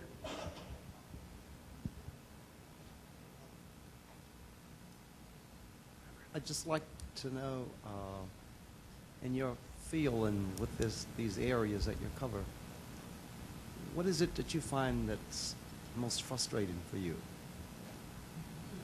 in terms of accomplishment? I believe your question was, what's the most frustrating from the level of accomplishment? Yeah. And I don't know that I would say that we suffer significant frustration, but one, if I could move quicker in some of these discussions, would be that each individual school district really puts its concentration on the instruction of its kids, and we think about the fact that the management of these buildings are really common and can be shared more regionally. I think, if I could use this term again, the coalitions of the willing. Occasionally we push, occasionally we pull, and I'd like to get rid of both of those opportunities and have, in many cases, just kind of continued collaboration accelerated. Let me I'm sorry, George, please. Just this maybe as much observation as question, but we've spent the last couple of minutes talking about shared services and the efficiencies of that, which I think is very important. But I think the part of the question really, as I think about reforming, modernizing, whatever the word we want to use, our system is, what are those things where there's scale and unique expertise that needs to be done in a shared way, but what are the things that actually need to be done at the local level? So this very important question about what should be centralized/shared and what should be localized, and where does that autonomy create the kind of innovation that we want to see? How do you share? How do you take what's happening in that local and then move it up to share best practices is a different question than how do you take advantage of scale, Agreed, like transportation. And that line, I think, is really critical for us. Agreed. Because it may be that we're inverted, that we're over-controlling things that need to be, again, it's just a question, potentially over-controlling things that need to be done very locally and completely underutilizing the things that we described around efficiencies and scale, like in transportation. And to me, that's one of the critical questions is that right level of scale and control and autonomy and local decision making. And can I add to that as you think about a response? And again, we're also in a discussion mode, please. So feel free to respond to each other as well as to directing questions to our experts. But you mentioned obviously the number one thing districts should care about is teaching and learning. So what about recruitment of teachers and principals? I mean, we all understand quality teachers is number one, quality principals number one. We're going to be talking about those issues. Is that the kind of thing that we should be doing together, doing more shared services that you could do, or is that the kind of thing that really is an absolutely district-based decision? And are there good examples out there in the country that you know of folks like you doing recruiting and attracting of talent? I think it's a wonderful example. From the standpoint of recruitment, Central Ohio is intriguing in the standpoint that we are growing, right? And so to recruit to Central Ohio provides some enhanced opportunities that wouldn't be maybe to another urban area. But it's a primary example. And Mr. Barrett, if I could give you an example of something that contextually I think can help some of this diagram, what a third grader learns should certainly be defined and centralized from the standpoint of a standard. And when we think about content, the content of what that youngster learns is a decision that I think we would all say local flexibility is probably not the most important if we know that definitive body. How we teach those individuals and how we group and how we find processes that are collaborative in school buildings is one that you could see that would be largely decentralized. How I find a team of teachers that might best work in certain environments is one that you could see, again, on that other spectrum being very decentralized. What device a youngster brings, I think, is a decision that we tried to centralize in schools and have learned we can't centralize it any longer because everybody's coming with different devices. But how do we service the aspect of what goes into that device from a content and instructional component? So I find these conversations quite intriguing because 10 years ago, in my first school superintendency, I think there was a greater inference that teachers could close the door and take control of content. And we've come to the conclusion that's not the case any longer. But the responsibility also at the central office was not to instructionally support best practice in teaching. There is a wonderful resource, and I can supply it to Chancellor Fingerhut, that the Broad Foundation has put together to think about all these various kind of system of best practices. And I want to change my own vocabulary a little bit because best practice is a bit of a misnomer. It's promising and proven practices that we're looking for. There is no such thing, I think we would all agree, as a single best practice in instruction or a single best practice in management. But they've really compiled a national list of urban districts who've brought together proven promising practices. And I can supply that, Chancellor, because it's quite well researched. They put a significant amount of time and capacity into it. Herb. A few times, that's right. We'll come back to this is a general question, but in a few times you've mentioned there might be some need for changes in state laws. I wonder, have you encountered any provisions of the Ohio Constitution that serve as impediments to the broad range of things that we'd like to accomplish? It's a wonderful question. I have to tell you, sir, that the only thing I find really interesting about Ohio defines that we must have a state board of education in the Ohio Constitution, and its role in composition, though, is not defined. And so in a lot of cases, we have a state board of education and a state superintendent required by the Ohio Constitution. And I wonder, in my own mind, if we're thinking about a system of early childhood through adulthood, is a board of regents and a State Department of Education and a defined state superintendent maybe a practice that 2013 intended? We do have a Constitutional Modernization Commission that has now been formed, so you might be suggesting that that should be an item on their agenda. I certainly wonder why we would think that K-12 is so important to have a superintendent, but higher education and early childhood are not part of this system. The other aspect of that is the Ohio Department of Education, I should have pointed out, has vast rulemaking authority. And so although we talked about Ohio Revised Code and law, remember that when a state agency enacts rules, and those rules are vetted by JCAR, those rules actually act as law. And occasionally we find the operating standards are a great example. So the operating standards in Ohio that define every classroom as 900 square feet, when in fact there's some flexibilities at Metro. I can show you some space that you would probably say that's well less than 900 square feet, more efficient, and I wonder if the opportunities for flexibility wouldn't be better provided. But you can't overrule administrative code in a collective bargaining agreement. You can overrule revised code. Interesting. I think Rhonda Johnson had a question, then I also see Alex looking for recognition. Actually, it was a comment from George and Bart about what our practice used to look like years ago. And, you know, my grandmother was a school teacher, and people would close their doors, and they'd do whatever. There weren't any standards.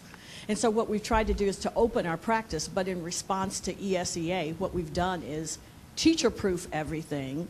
And so it has become centralized. What happens in a school building has become centralized so that every teacher is on the same page in the songbook at the same time.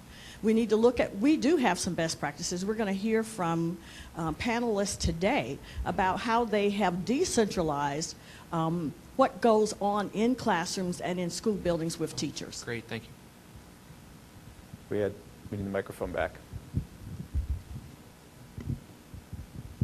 Yeah, I guess my question is sort of in the same space, and it's in part a legal question and part a policy question, and also whether or not you know of any districts that have considered this.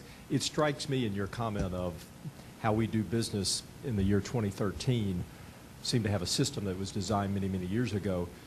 And I wonder, you know, whether or not the issues that face early childhood through, and I'll make this up, 6th grade, are the same issues that face 7th graders through, you know, even in Dr. Harrison, even into the, you know, 13th and 14th year.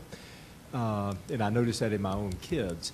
And I wonder if there's any bifurcation of approach that's ever been considered or looked at, or whether it would even be permissible of, I'll just call it, the elementary years of learning and the, you know, those later years in which you're more career-oriented in learning.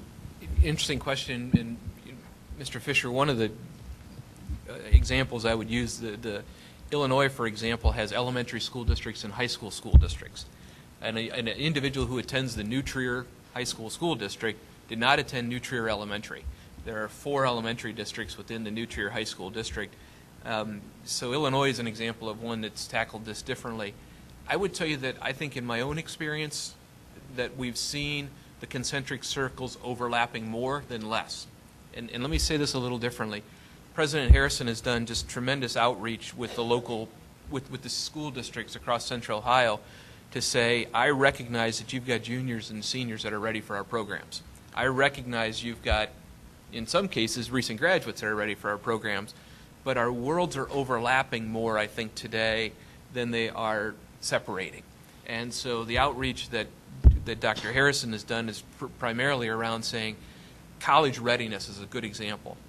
We've got 10th graders that are college ready, and we've got recent graduates that aren't. And so this dilemma we face of thinking purposefully about our system of education, early childhood all the way through adulthood, is really one that David deserves great credit for having convened the higher ed providers and the K-12 providers recently to say, we've got to get a compact in Central Ohio to think purposefully about this continuum, because the pipeline of an individual from age 3 to work is a pipeline that we've got to pay great attention to. And so it's interesting you'd say that. Alex, I could show you examples of states that are getting more separate.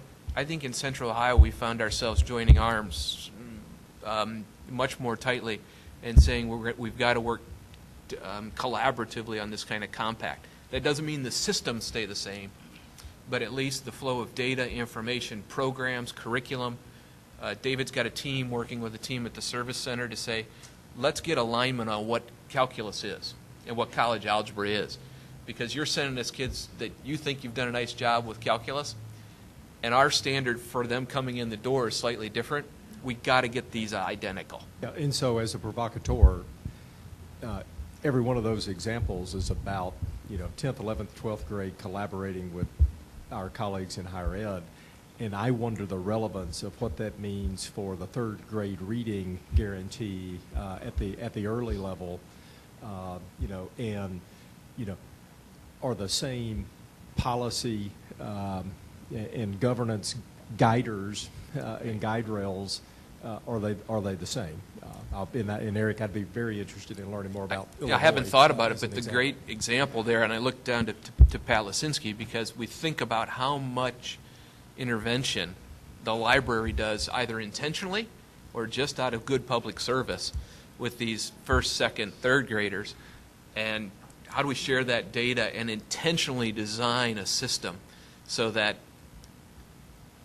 frankly, overlapping remediation systems is one problem, completely missing them is another problem. Before I go to the other speakers, I was actually going to put David Harrison on the spot about this subject anyway, so I'll take the opportunity to do that. To Alex's point about college readiness, and Bart said some are ready in 10th grade, some aren't ready when they graduate. So, David, those who are ready in 10th grade, can they just go to you? Can they start going to college?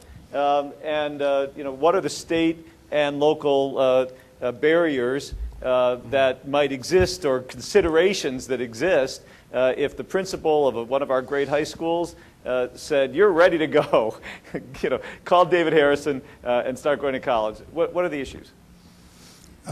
They can. That 10th grader does have options. Bart mentioned at the top of his remarks, right now there are 2 pathways. One is called post-secondary enrollment, where the student would leave their high school and come to a college campus, Columbus State, Ohio State, many of the private institutions, and be enrolled as a college student. The state pays for that, but they would also get high school credit as they're earning college credit. The other pathway is dual enrollment, where the course is taught by or under the auspices of the higher education institution at the high school location.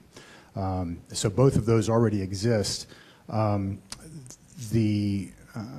The utility of those hasn't been as broad as we'd like.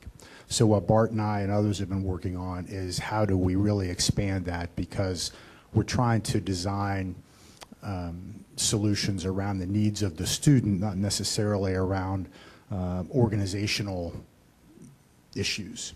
In other words, you may have a student who's chronologically a high school junior next to a colleague of his or hers who's chronologically a high school junior. They may be 3 years apart academically. So providing alternative opportunities for those students is something that we're trying to collaborate on. We're working closely to, again, design those pathways, align curriculum, and really importantly, communicate with parents what the options are for their kids. And I think the question for the discussion of where does the authority lie, if we were interested in improving those opportunities for our Columbus children, can we do that? Do we need state law? Do we need, or do we just need to get our district and David in a room and say we're ready to move? There are some, and Bart touched on it. I mean, there are the governance process at the state level doesn't make this easy. There's a board of regents. There's Department of Education. I've got a board. High schools have a board. So the coalition of the willing, as Bart talked about, is really the sweet spot here, because we sit down and almost on a building by building basis work out an agreement that makes sense. Financially, it makes sense from the student's perspective, makes sense from a faculty perspective because credentials matter. So there are a lot of details that we're working out kind of on the ground here locally that aren't necessarily reflected in public policy. Can I give you an example of the Holy Grail here? This is one that, to Mr. Fisher's comment, think about alignment and articulation. And Eric, it was your work as the chancellor that first got career centers to purposefully have to articulate some of their systems with community colleges.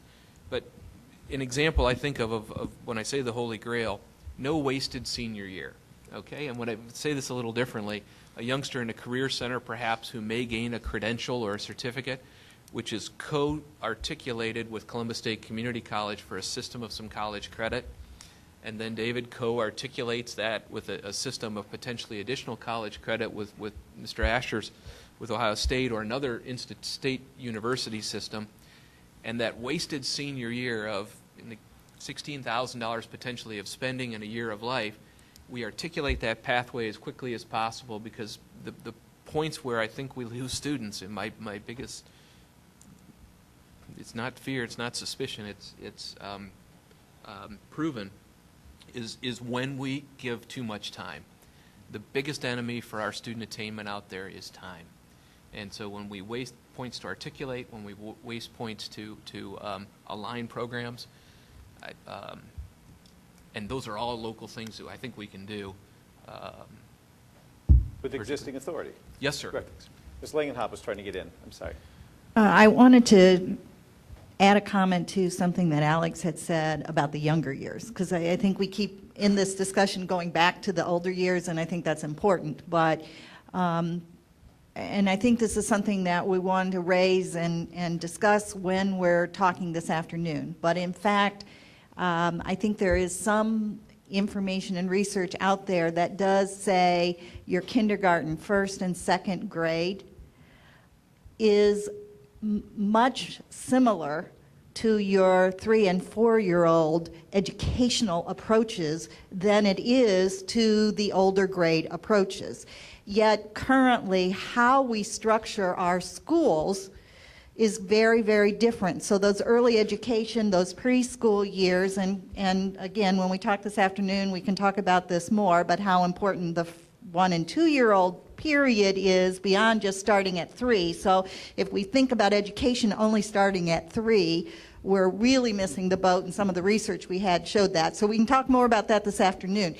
But if we would think about that continuum of educational opportunities and approaches to education more consistently through the second grade, maybe third, then you're going to, I think, impact kids more effectively than having this hard barrier that starts at 5 years old now.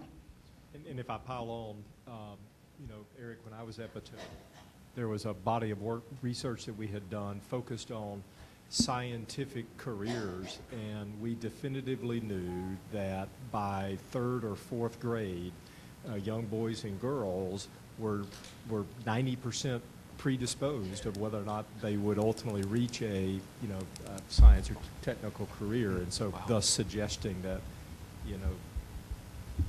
I think you've got to connect it at the earliest possible moment.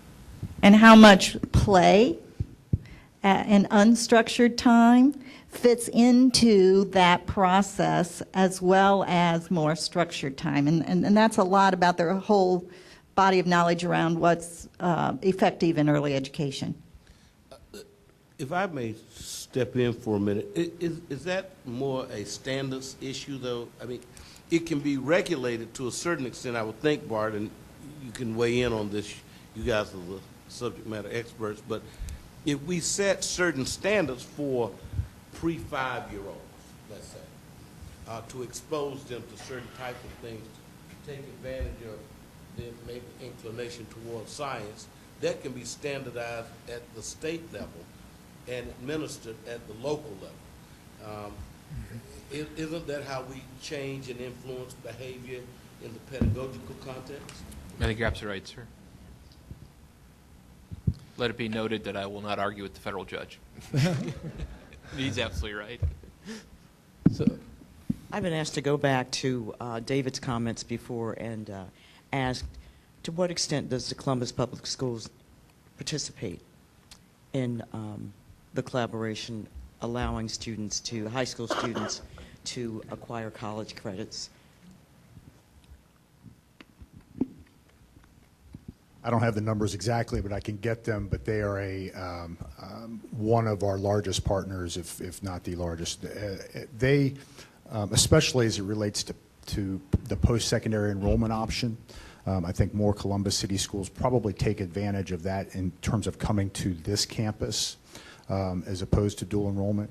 And we are working really closely with Downtown High School, Afrocentric High School, and Fort Hays specifically on a structured dual enrollment option. Could we, Eric, go back to Bart's comments earlier on students who are ready in 10th grade, but the converse of that is students who receive a high school diploma who aren't ready for college. So maybe between you and President Harrison, if you could talk to us about the predicament that sets up for our young people, whether President Harrison's, it's remediation, or Bart, any other insights you may want to share. I think that's the exact work that we've undertaken in terms of saying, and this is obvious, with Common Core coming, we've got this great opportunity to redefine a common standard for college algebra as an example. Dr. Harrison and Superintendent Steve Dakin at Reynoldsburg have worked out a trial as an example to say, Steve, why don't you try my curriculum in terms of college algebra? We'll deliver it, and then we'll be able to assure remediation-free mathematics attainment. And so the Reynoldsburg pilot, how many total students participating there, Dr. Harrison? We have about 80 this year in the math. Guaranteed remediation-free, ready to go at any state university system when they enter. The other portion of that, Mr. Jester, is that just recently you probably saw the work back to Chancellor Fingerhut's days at the Ohio Board of Regents and the Ohio Department of Education. And they finally got this document ready now to release, but a remediation-free standard from the standpoint of the Board of Regents and the Department of Education. And I think the Chancellor could probably explain it at much greater depth and clarity than I can. But won't. We're, for the first time, have a document that was from much of his work to really bring together K-12 and higher education to say the exit standard for high school can't be different than the entry standard that we expect at a college or university.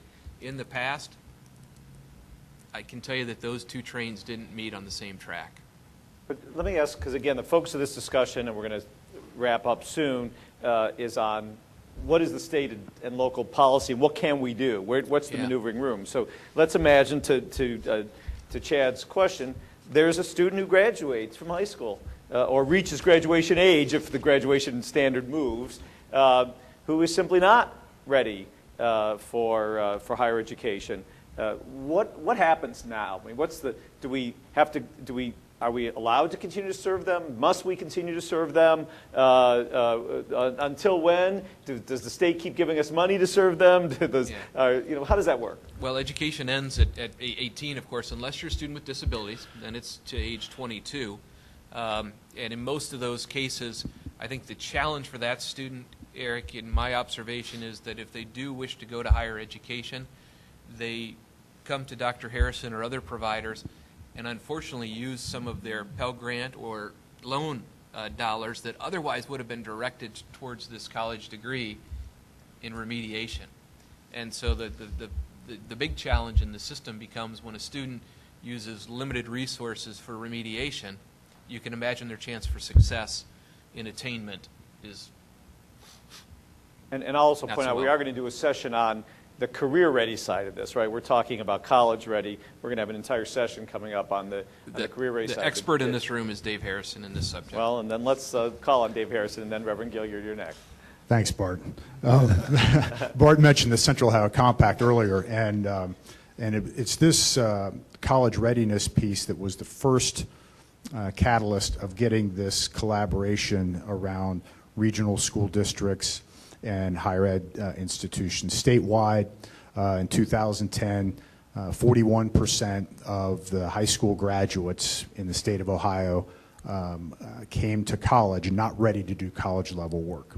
And in higher ed, as we were really working to increase our completion rates and our success rates for our college students, we couldn't do that work without really addressing how can we partner with high schools to help students become more college ready. So, and to answer Eric's question, Bart hit the nail on the head. Students who do come to higher ed not ready to do college level work spend their financial aid on coursework that doesn't apply to a degree.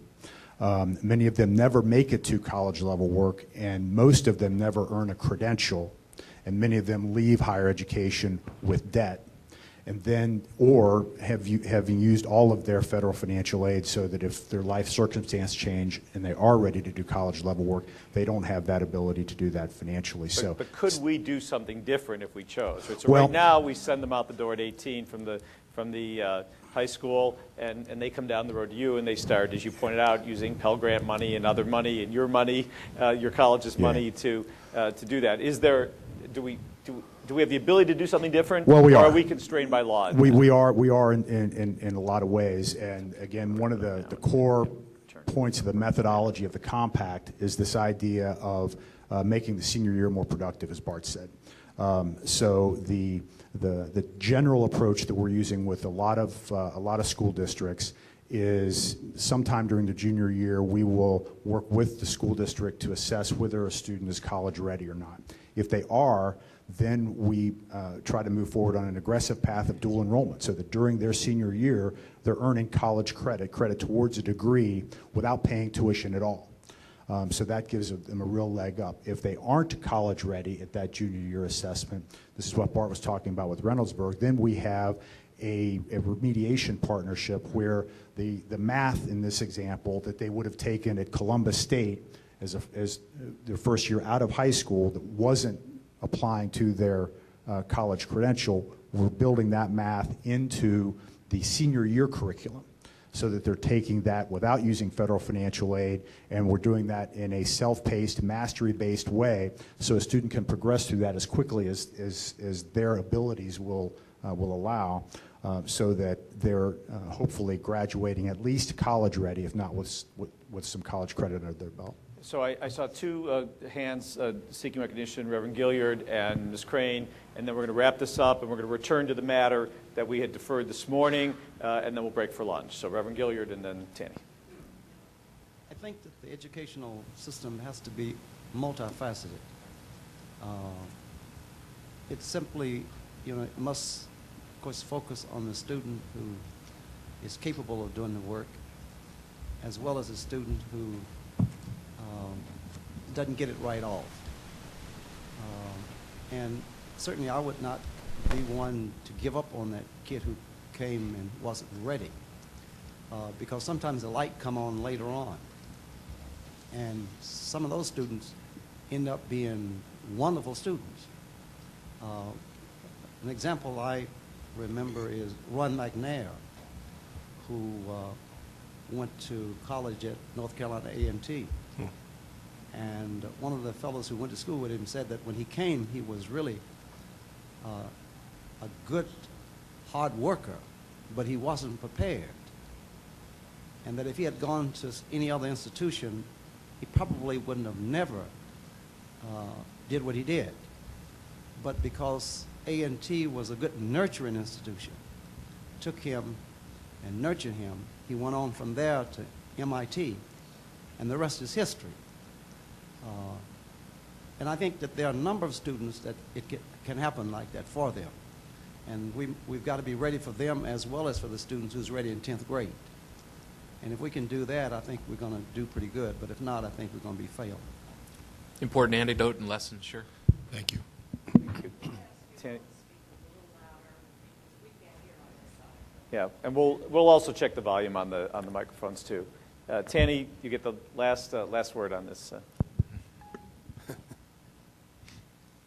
The ping pong ball is going back to early education just for a moment, because Bart, not that you evaded Judge Marbley over here, but you said the judge, you're not going to argue with the judge. So, Judge Marbley, I just want to just kind of qualify on the early education side, because I couldn't agree more with Mary Lou in terms of the absolute value of early education, and when we talk, and as it relates to state control or local control, and mandating quality standards and how critical that is as critical as we go into kindergarten for kindergarten readiness. And I'm not trying to preempt this afternoon, but as it relates to standards, just so we level the playing field here, at the state level, we have quality standards that are voluntary. Correct. And only I think it's about 30% may participate. With the exception of special ed, that's correct, yeah. And then in family home care, we're one of 5 states in the nation that have no regulated family care. So we have a long way to go if we want to talk about mandating quality standards. And when we talk about quality standards, we're talking about inputs, staff ratios. We're not talking about what type of curriculum. So it's very fragmented and very unevenly distributed. So I just want to qualify that. Interesting point to bring up, though, because the absence of some of those standards, the Columbus City Schools Board of Education has complete authority to adopt that standard, and it's an area where, absence of state law, there is complete local flexibility and authority, perhaps, to do so if Columbus City Schools would wish to support particular programs, for example. And they have done that. So let me, was there another comment? Let me please ask you to join with me in thanking Dr. Anderson, Dr. Goodney. I hope you understand why this subject, difficult and challenging as it might be, was put first, because we needed to understand the context in which we are discussing these issues. I want to also make sure the Commission knows and appreciates that both Bart and Tom and their entire organization have been enormously helpful to us in preparing these meetings. They're part of our research team together with Kids Ohio and Battelle for Kids, have been volunteering enormous amount of time to this Commission, for which we're grateful. And I can assure you we will be turning to them repeatedly for background information and further questions. So Bart and Tom, I personally thank you, and I know the Commission does, for all your commitment to this. It's our pleasure, but we thank you because obviously the opportunity here is just enormous. And as a resident of Columbus, I thank you for your service. Thank you. So you can stay where you are if you want for a second. So I'm Madam Chair, I'll stay where I am, but I'll just return to the subject matter that we deferred earlier today. Ms. Perkins has arrived, and we're grateful for that. Ms. Perkins, I'll repeat briefly what I said to the Commission, and then turn it to the Chair for action as she chooses. I was instructed at the last Commission meeting in December to investigate the possibility of conducting or participating or commissioning, if you will, a management review of the business operations of the district.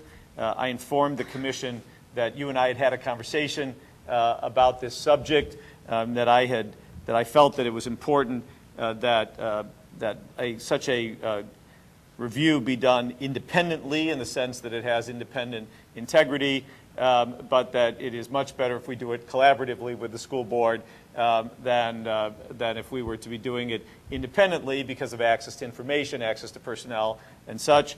I pointed out that because, of course, the school board just held its organizational meeting this week, that it was not possible, at least since our last conversations, for you to be able to respond to that. And so my recommendation to the Chair was that the Commission formally request, either in the form of a letter or some other format, a participation with the school board in a management review. So, Madam Chair, back to you on the subject. You know, I asked that we postpone this or forego it until you were present. So are you prepared to address this? I am indeed. Thank you. First off, I'd like to apologize for being late. Got called into the office at the last moment, and I'm sure I missed some very, very important information.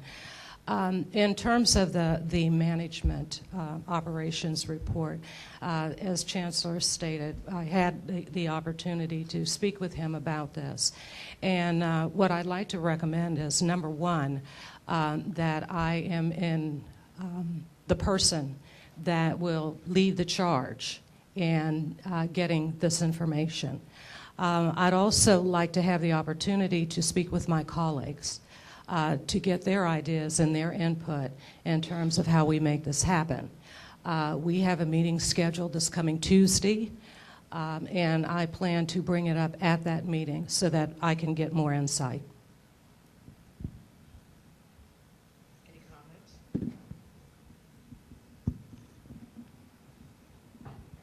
comments? Just have a question on the scope of what we're looking at as a commission. When I reviewed the charge from the mayor, it talked about Columbus City School District in terms of the kids within the district. Are we focused solely on Columbus City School District specifically, or are we looking at all school types within that district? So the charge, Mr. Chilton, very clearly is to look at all the children who live within the school district. And to accomplish that charge, we're doing many things.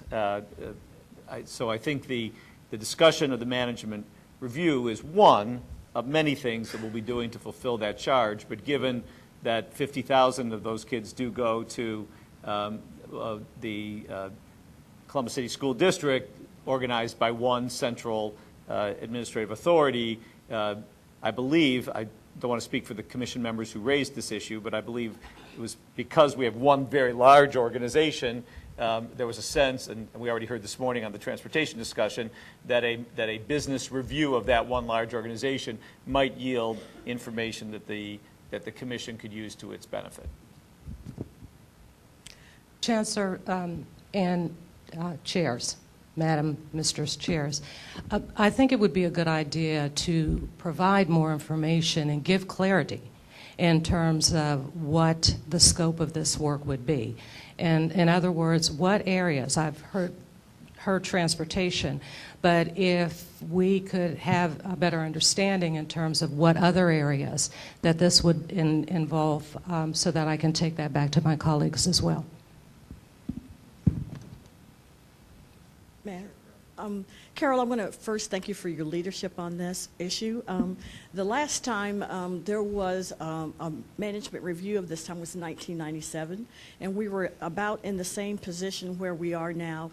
Superintendent Larry Mixon had announced that he was no longer going to be the superintendent, and what that helped to do was to set up success for the leadership of the district coming in. And so I want to thank you for that. We gained some things. I have to think about just my little area, and it's probably HR more than anything. You know, issues we discussed about recruitment of teachers and hiring teachers in May as opposed to September. How do we take care of that? The other issue we talked about was principals being able to choose their staff back in 1997, and that ended up in the collective bargaining agreement. So some really great things came out of that, and so I look forward to this type of review and appreciate your leadership. In addition to that, we've had some other reviews that have been done over the years as well. Don't hold me to this date, but I believe it was in 2008. We did a transportation study, and as a result of that, we were able to take some corrective action. And we also did the same thing, I believe it was in 2009, regarding food services. And as a result of that review, we were able to successfully implement some of the recommendations that came out of that group. But again, are those the only two items of interest? Is it just transportation? Is it just food services? Well, Carol, again, this came up at the last meeting, and as I recall, it was brought to our attention, or at least brought before the body by Alex Fisher. And so would it help for you, as we go back and just review what was said and what the context of it was? Because I think we had at that time a sense of understanding of what the request was. Is that fair? Sure. I've made the request really as an adjunct from those of us that served on the levy committee of last year. We were moving in this direction of doing a review of all non-academic aspects of the school district. Those would include transportation, food services, IT, back office, HR, the central office. And so I would characterize it as the business functions of the school district. And that genesis from the levy committee, and I'll defer to Stephanie and Tanny and Carol and others and Chad that were on that. The idea was let's gain all the confidence that we can that in 2013 that we've got the right business systems in place and subject ourselves to the same rigorous review that I think myself representing 45 businesses in Columbus will periodically do with no presumptions of anything other than looking for the best practices and the efficiencies that can be gained. And I think similar to Rhonda, your comments, it seems that very appropriate for this commission to undertake that independent work and present that to the community and whatever recommendations that we would be bringing forward in the months ahead. I just want to add that, and I want to join in the chorus of thanking you, Carol, for your willingness and, acting in the spirit of cooperation and collaboration. But, our mandate is to look at everything that we believe would improve the outcomes, and consistent with what has been said, it's not just bricks and mortar. It's not just what happens in the classroom, but it's a holistic approach, which would include the operations. And we aren't looking for anything in particular other than efficiencies. How do we make it more efficient, and how do we make it more effective? And this can be a model going forward, not just for Columbus, but for other school districts because of the extensive nature of what this commission's work will be. So that sort of is a litmus test. It's not singling out any one particular thing, but saying everything is on the table. And so it's consistent with our mandate, as the three of us see it. Madam Chair. Exactly. And additionally, Carol, one of the things we've grappled with and will continue to have to grapple with is the level of formality, the level of procedures and steps that have to be taken. So again, in the spirit of that, I would hope that you'd be able to take with what's been said and take that back to your colleagues and then respond to what I think is going to be a request that will go forward from this body. Is that okay? And thank you for that. Some of my colleagues are here, and I want to recognize them as well. And the conversation should be easier because some of them are here. So thank you for that. So Madam Chair, if I just seek clarification as we wrap up the discussion, I certainly understand the school board just organizing itself for the year, and they have an upcoming meeting. If I could clarify, is that therefore am I able then to communicate to the school board that it is a formal request of the Columbus Education Commission that we do collaborate with them in a management review. Obviously, as Carol mentioned, we have to define the scope of it and the areas to be covered, but so that in seeking a response from the school board, that I can communicate that it is the desire, a collective desire of the commission.